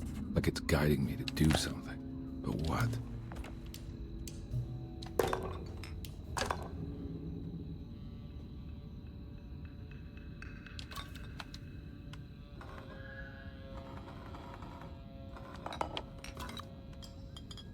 Aha.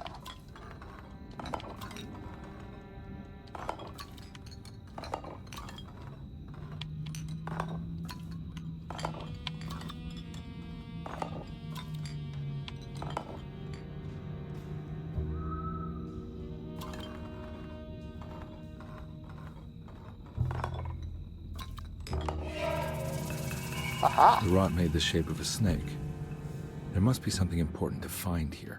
Maybe it has something to do with the numbers on the labels. 257?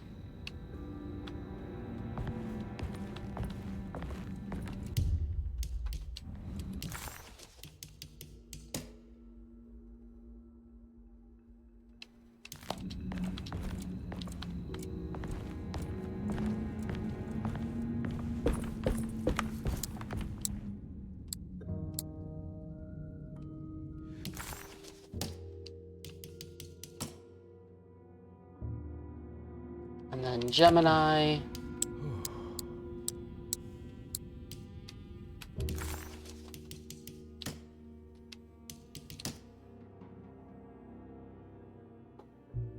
And then Leo. Yeah.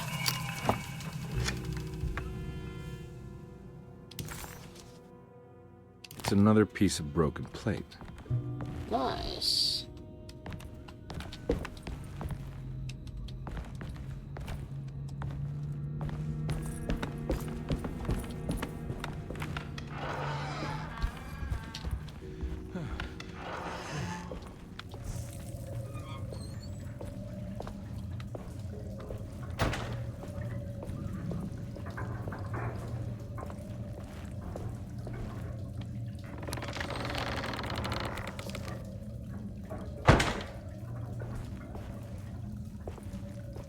This bathroom has a sinister feeling to it.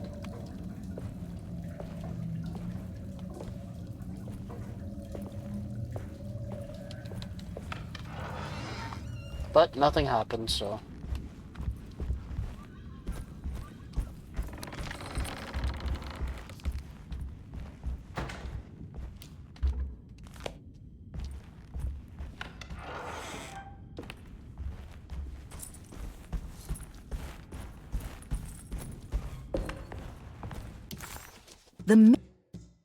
The medicine bottles had stains of rot on the labels, suggesting some greater shape.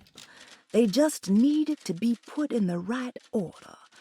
But for what purpose? Buh. It's me, Zenith. Call me. Alright, so Gracie's room, the sitting room.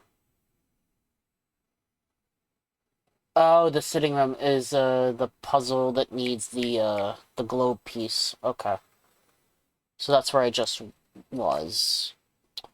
Alright, I guess we should probably be heading to the cellar now. That seems where it wants us to go.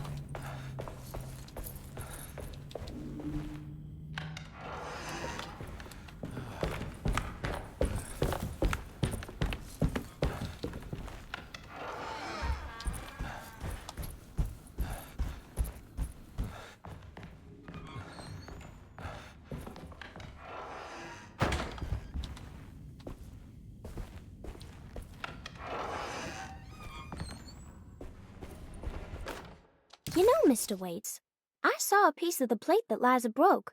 I think she's been hiding them.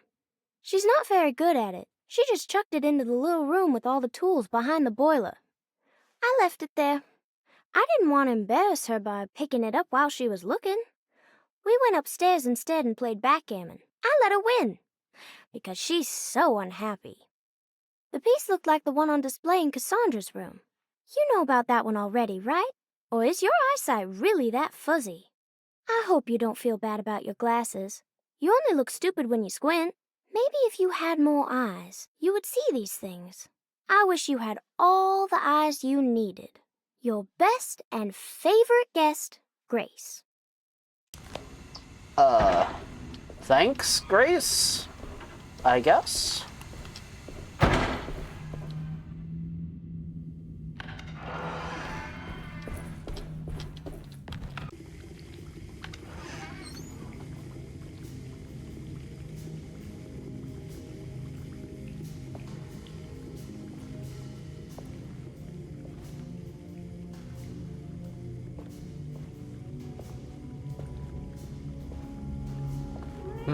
Meat.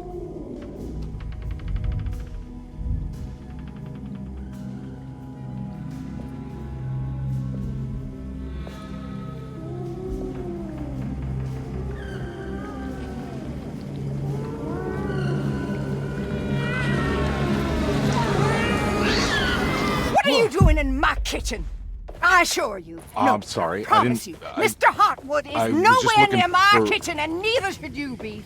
Don't make me I didn't kick you mean out to- of this house. Sorry. Now get out! Yeah. Jesus, lady. Oh, we're not going back in there. Fucking came at him with a knife.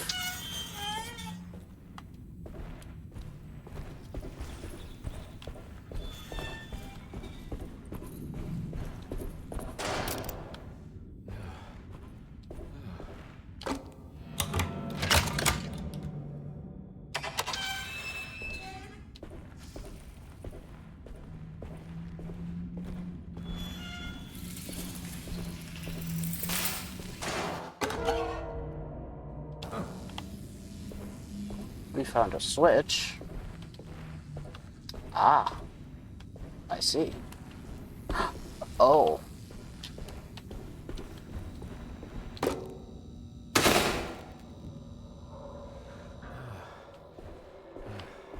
It worked. Now it's just dark and spooky. No big deal.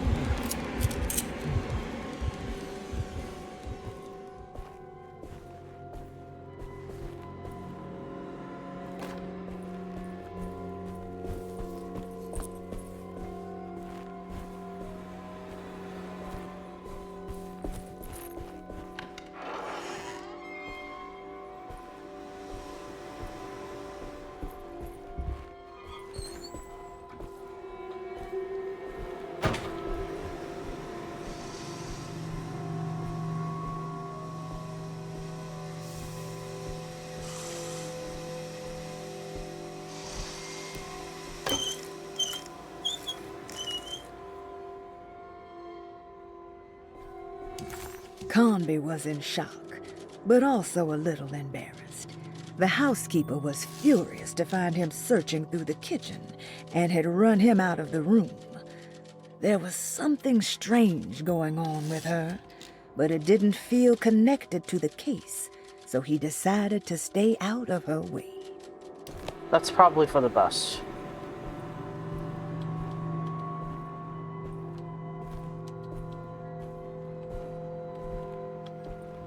Jeremy?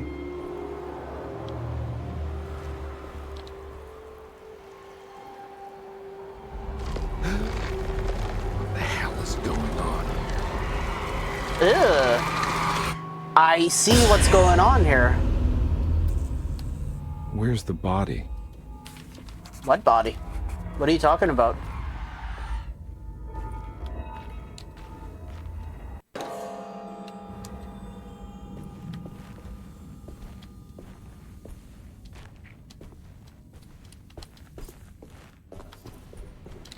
Take a fresh shovel, I guess.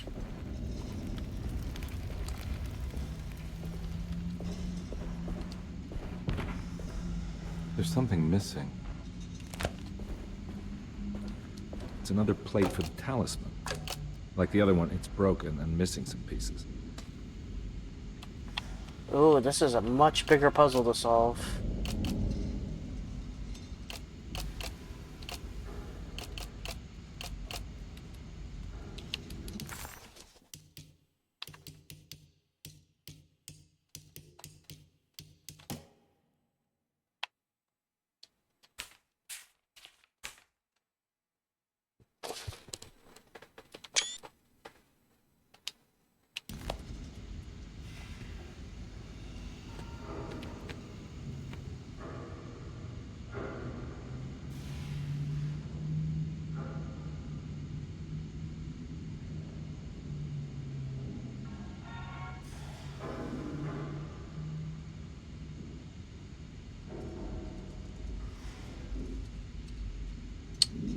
Dang, that's gonna be hard to keep going back and forth between that. Hold on a moment.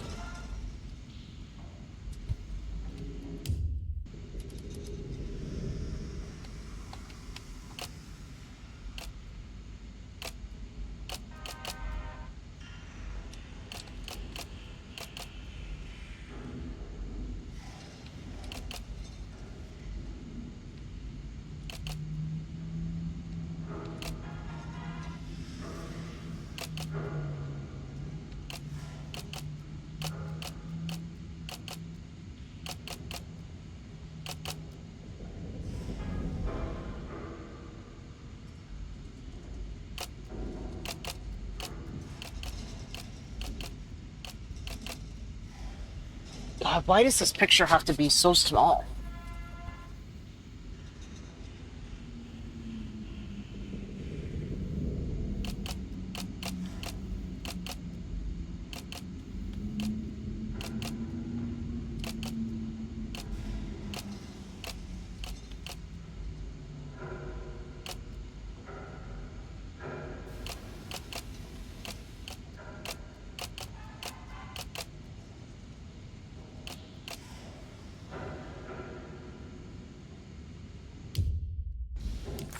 Carnby didn't know what to make of the grotesque vision of the dead clerk. Was he dead, or was it all fiction?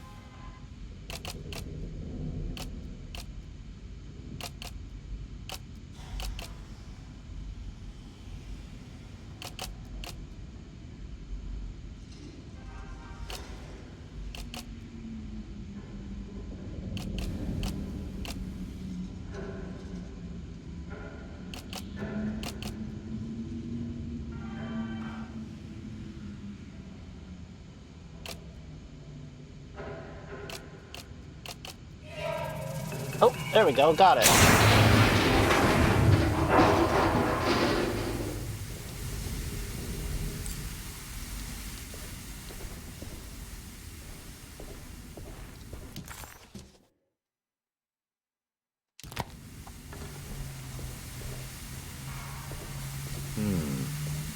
Ah. So 5, 7, 9.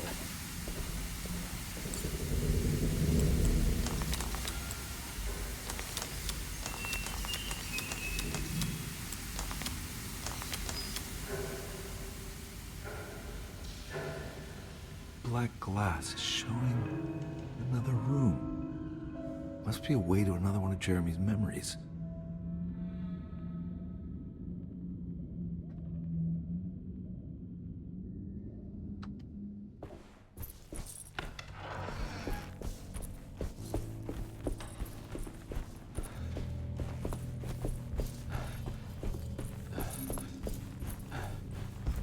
Oh. I think I'm back in the nightmare world. Or the memory, whatever. Yep, looks like it. I knew it. I knew it would work. You're getting good at this, Carnby. Maybe a little too good at this.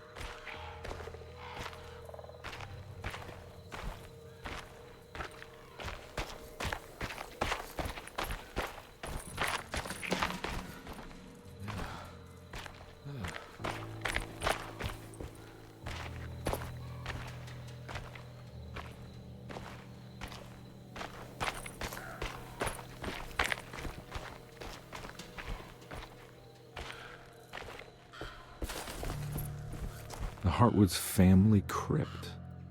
Emily's family must have deeper roots in New Orleans than I thought. I figured she was a Yankee like me.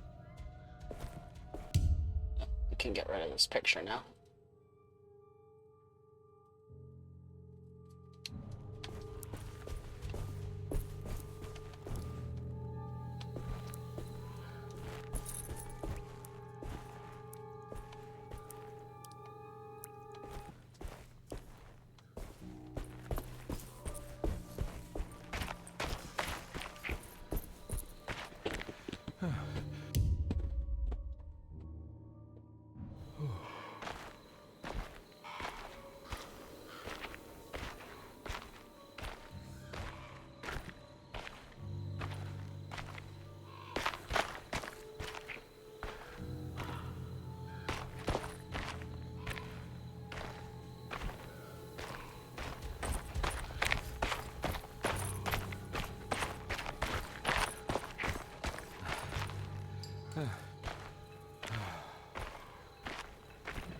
No, there's something missing.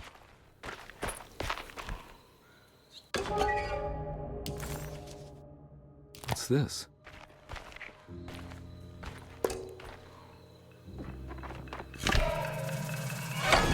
Got it.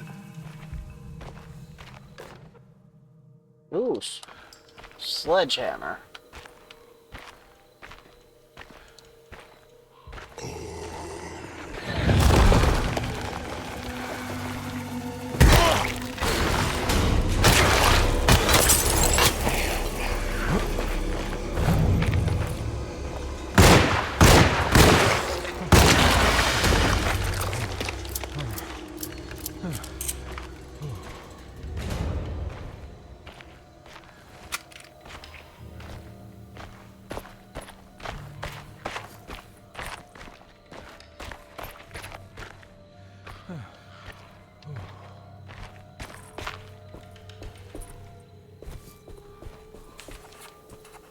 Jeremy sketched this chapel in his book, so it must be important. Looks like I'll need more medallions to open it, though. It was the chapel Jeremy had mentioned in his book. With a bit of luck, soon Carnby would be able to catch up with the old man. He just needed to find a way inside the chapel. The odious stench of a flooded cemetery caught him off guard. It was one of the many things that clued Detective Carnby in on that this place wasn't the real thing. This was some nightmarish surrogate, patched together by Jeremy's tattered memories. This is why we bury above ground, he thought, and set off to find the chapel that Jeremy had mentioned.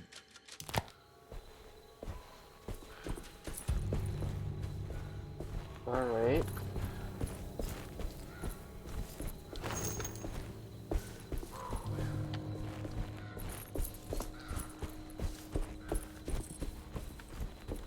I do notice that you run slightly faster when you're in the nightmare world or going through Jeremy's memories.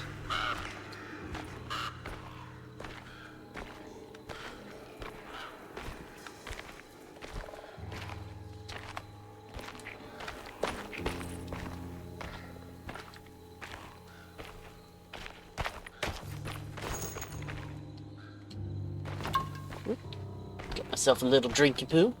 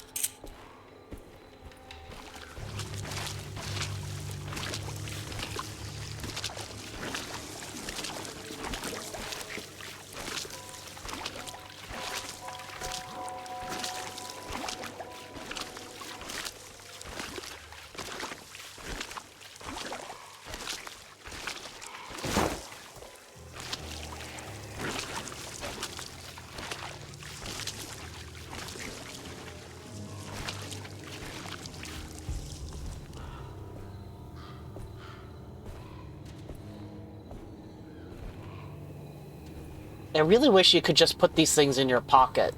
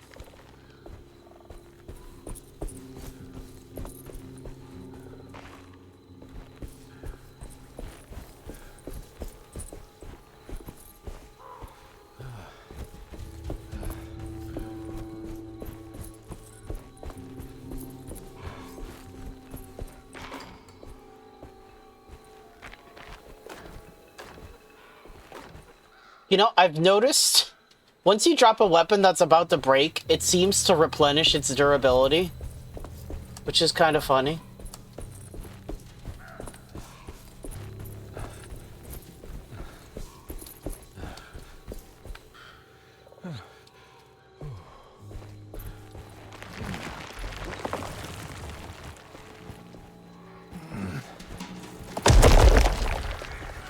It's blocked.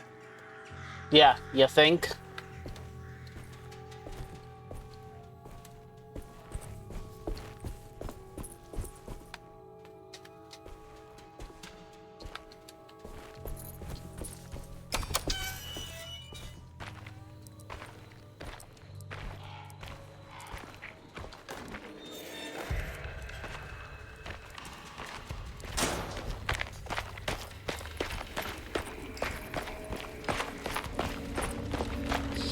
Well, compared to the classic, it controls better.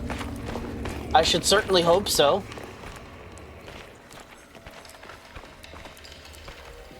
The combat is definitely jank. I will say that. It almost makes the melee combat definitely feels like it makes Silent Hill combat feel good, almost.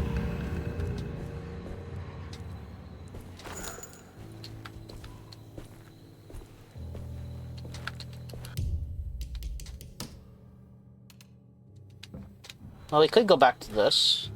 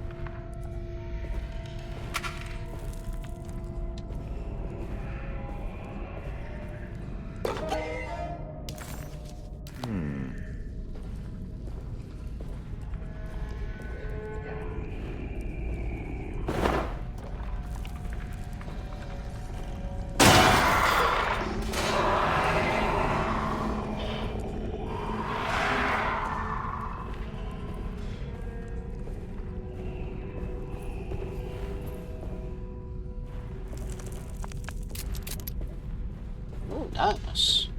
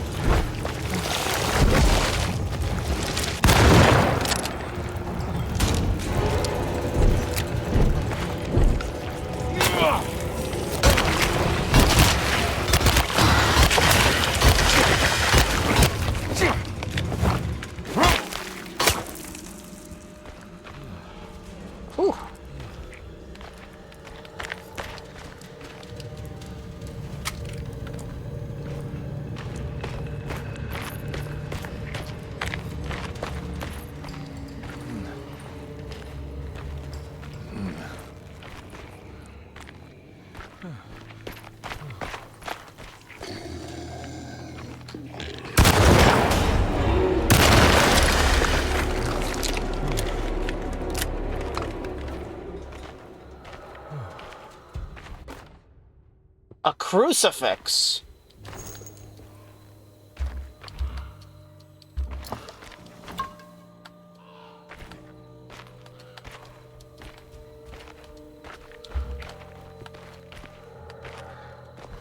Well, suppose I got a lot of bullets now. I could switch back to the handgun.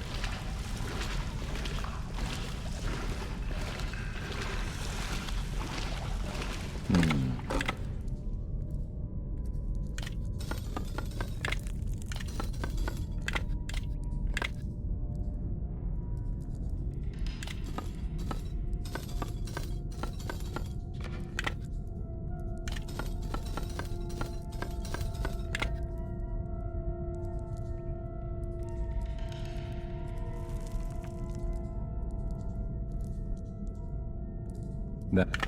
Huh.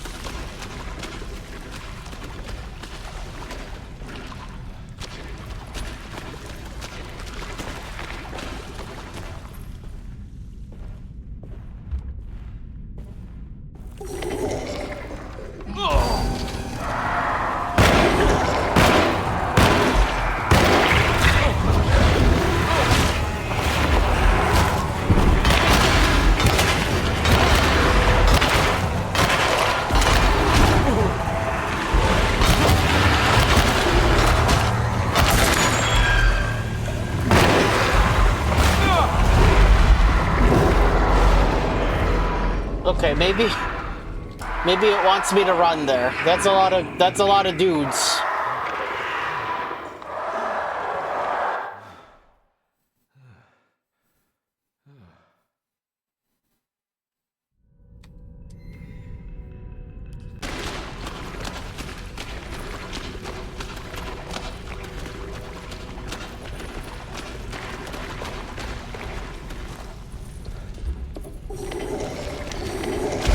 Too many of them. Gotta get out of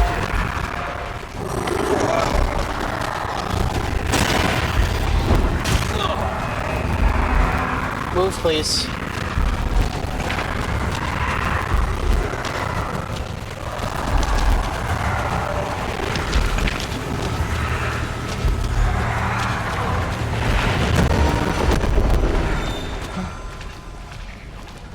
Yeah, that's good audio tearing.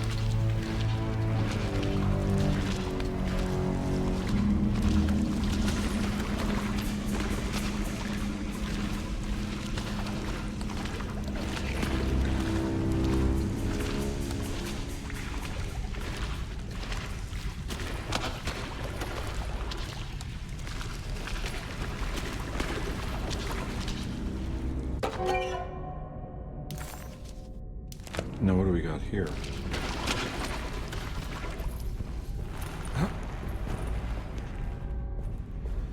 I like that Carnby only said to run after I died and tried to fight them.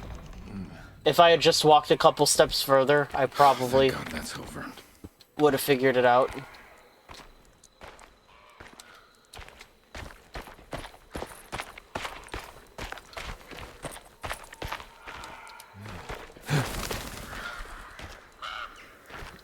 Oh wait, am I?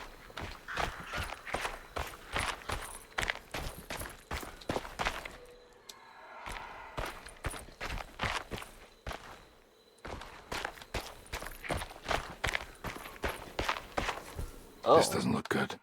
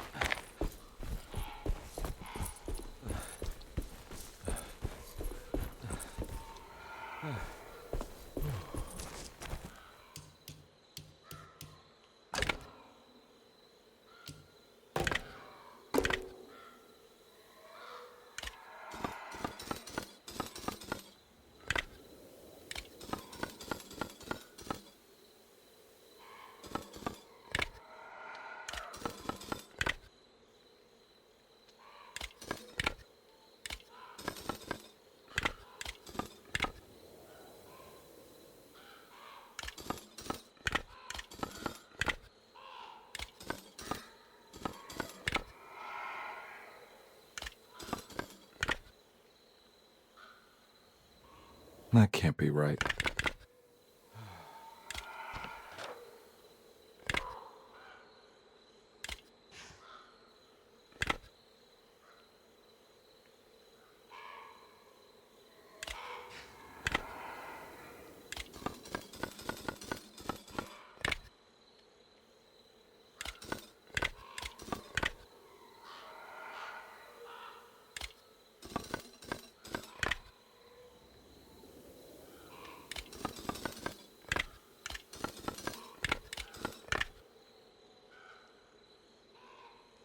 That can't be right.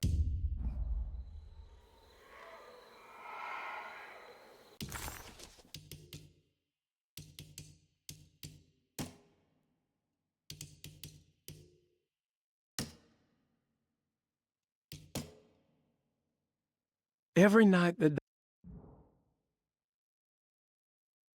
So goat and bird. There we go.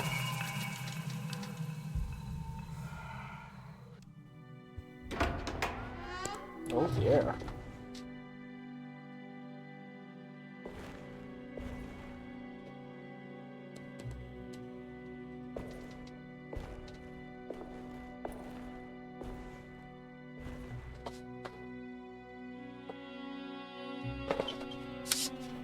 Please don't touch her.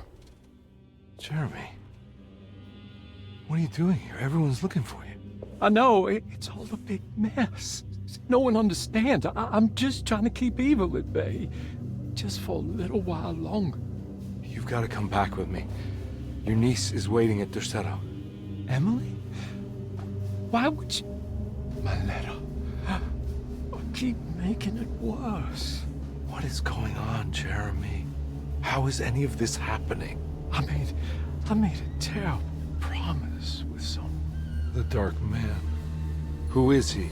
No, don't say his name. He can hear us. He's always listening.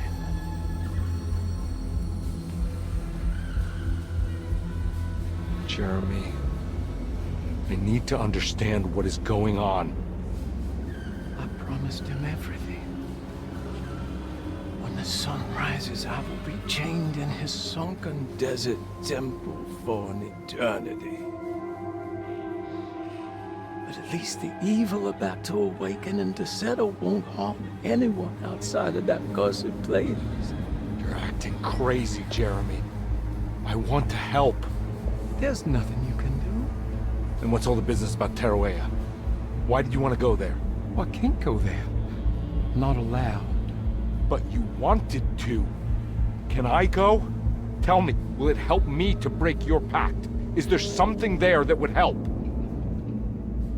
Why would you give me hope? That's so cruel. Okay, sounds like we're onto something here. What should I— Look out! Behind you! Run! Don't let him take you! Ow, my head.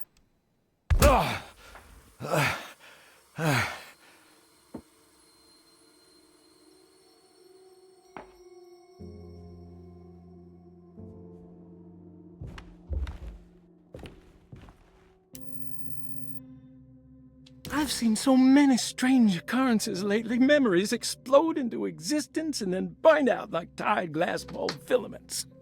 Dreamscapes crash down from the stars and sink into the sea. Doors that lead to nowhere and absolutely everywhere at once. With all this reverie, I want to think there's a chance that you found a way to remain alive in some way I cannot fathom. Just like I've learned to navigate with my talisman. Maybe you, with all your knowledge, you somehow knew a way to find me again. Perhaps in Tarawea. All my love. Jeremy.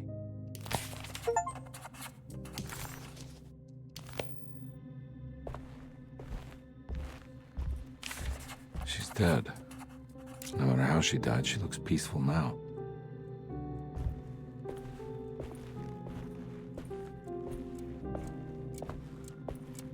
Astarte Artist Colony. I remember hearing about their disappearance. Must have been 15 years or more now.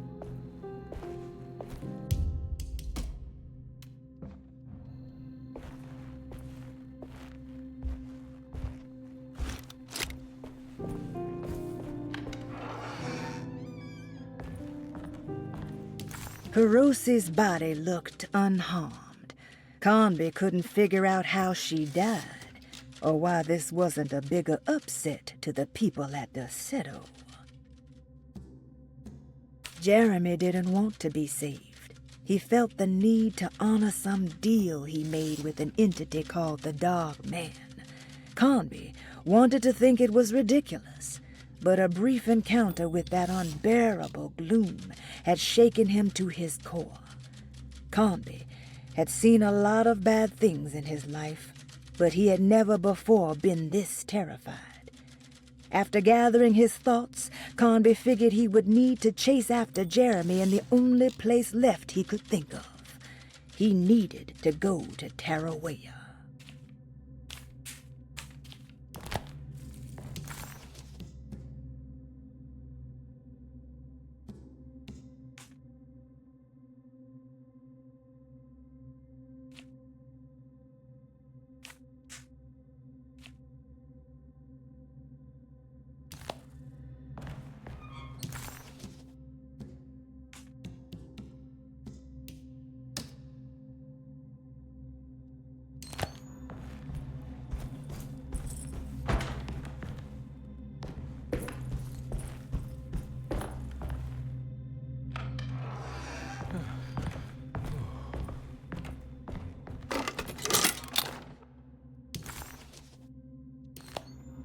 Telescope lens. Why would he lock that up?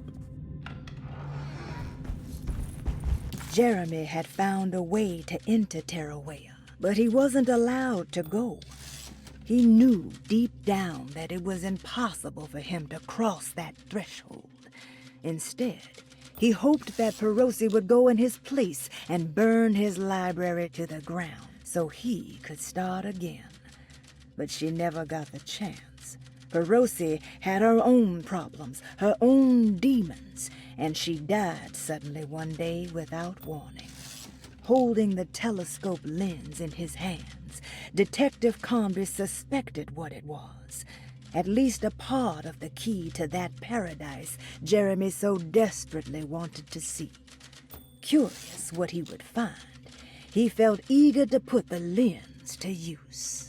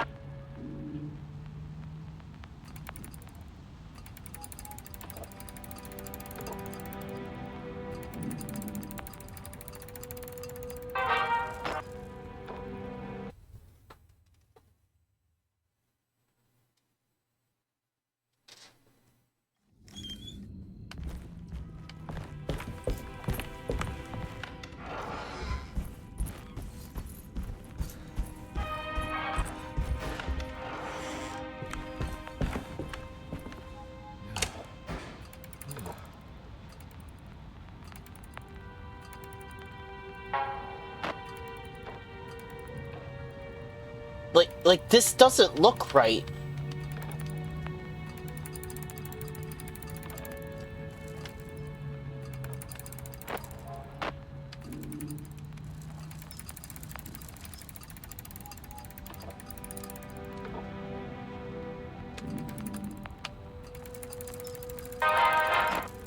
Like, I should be seeing stars right now, not these dots, right?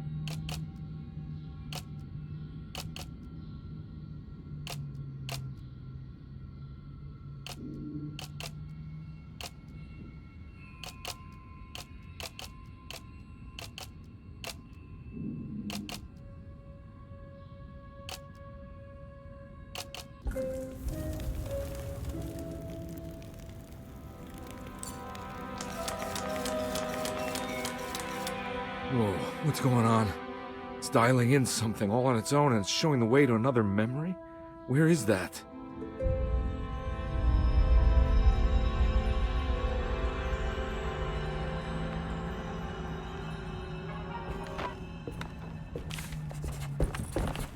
Another world seeping into Derceto. Was this a taste of that mysterious Terawea?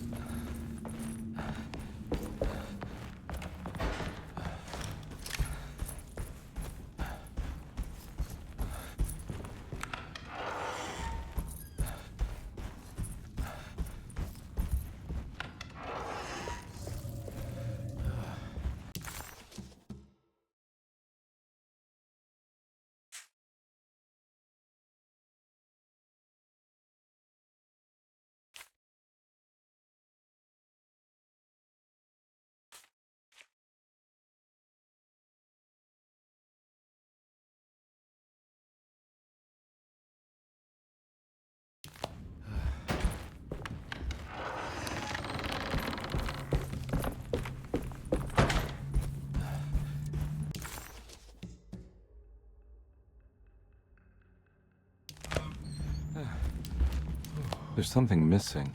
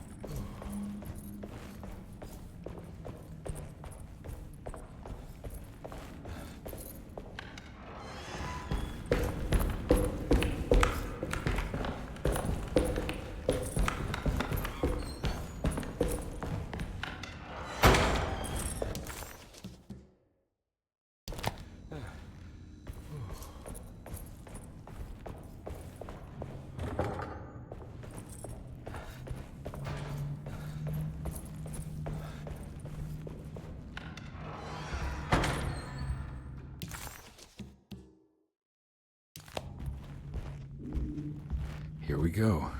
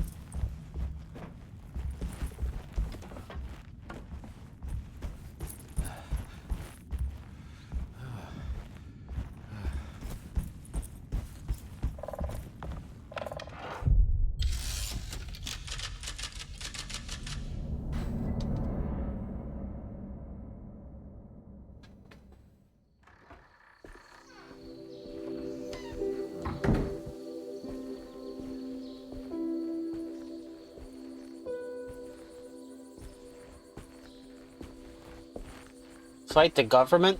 I don't know. We'd have to buy it, make a giant ship I'm glad to first. see you made it. I had my doubts, but the hope you instilled has yet abandoned me. I guess this must be Tarawea. Who are you? My name is Juan Luis Jorge, and this is indeed the convent of Tarawea. You'll have to excuse me, but Jeremy never got your name. The name's Edward Carnby. I'm a private investigator. You're not a patient, are you? No. I'm the author of a book that Jeremy once found important. How does that work? Are you part of this memory as well? Is this even a memory? I think calling me a manifestation of Jeremy's subconscious would be more correct. And so is the convent of Tarawea. I'm a man Jeremy has never met, and we are in a place that he has never been. Okay. So are you here to guide me or something? I have no more purpose than you do. I simply am. I will happily help you, of course, if I'm able. If you are already somehow part of Jeremy, why did he want to come here? Isn't he sort of here already? Jeremy wanted to come here because it's a representation of his mind at peace. When Dr. Gray asks him to find his focus during his sessions, this far-flung convent is what Jeremy imagines. He is under the impression that if he could physically come here, he would reach a perfect equanimity. A spiritual apotheosis. You don't think it would work? Jeremy subconsciously knows it's just wishful thinking. He can't come here. Despite the pathways opened by the dark man between Derceto and Jeremy's psyche, it's simply not possible. But I'm here. Indeed. It's a shame it's just another place for you, Detective. Otherwise, you could have become a Buddha. Always a bridesmaid, never a blushing bride. Am I right? Yes, I suppose so.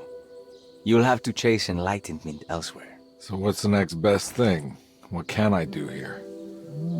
You should seek out the convent library and try to find the truth about Jeremy's relationship with the Dark Man. It's the sort of knowledge he represses and is unable to reflect on. Will it tell me how to break the pact? Perhaps. At least you'll have something to confront Jeremy with. Wait, why can't you just tell me? I don't know such things. You'd be better off consulting the texts of Dr. Freud if you want such answers. No thanks, I hate shrinks. There is another thing you should know about the library. He is here as well. The Dark Man has been working his way through the text for a long, long time. He's here? How am I supposed to get past him? Be careful, Detective. Oh, jeez, just perfect.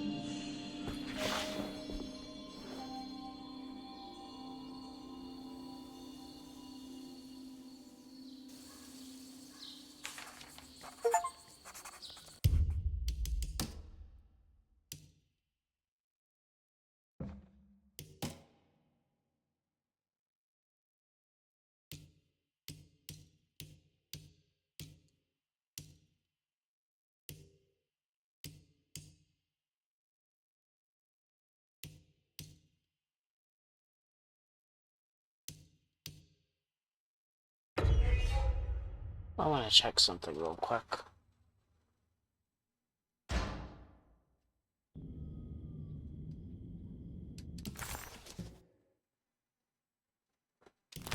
Okay, so it's already past it. Dang it. I wonder if I was supposed to be pushing in... Well, it's too late for me to find out now. But whatever.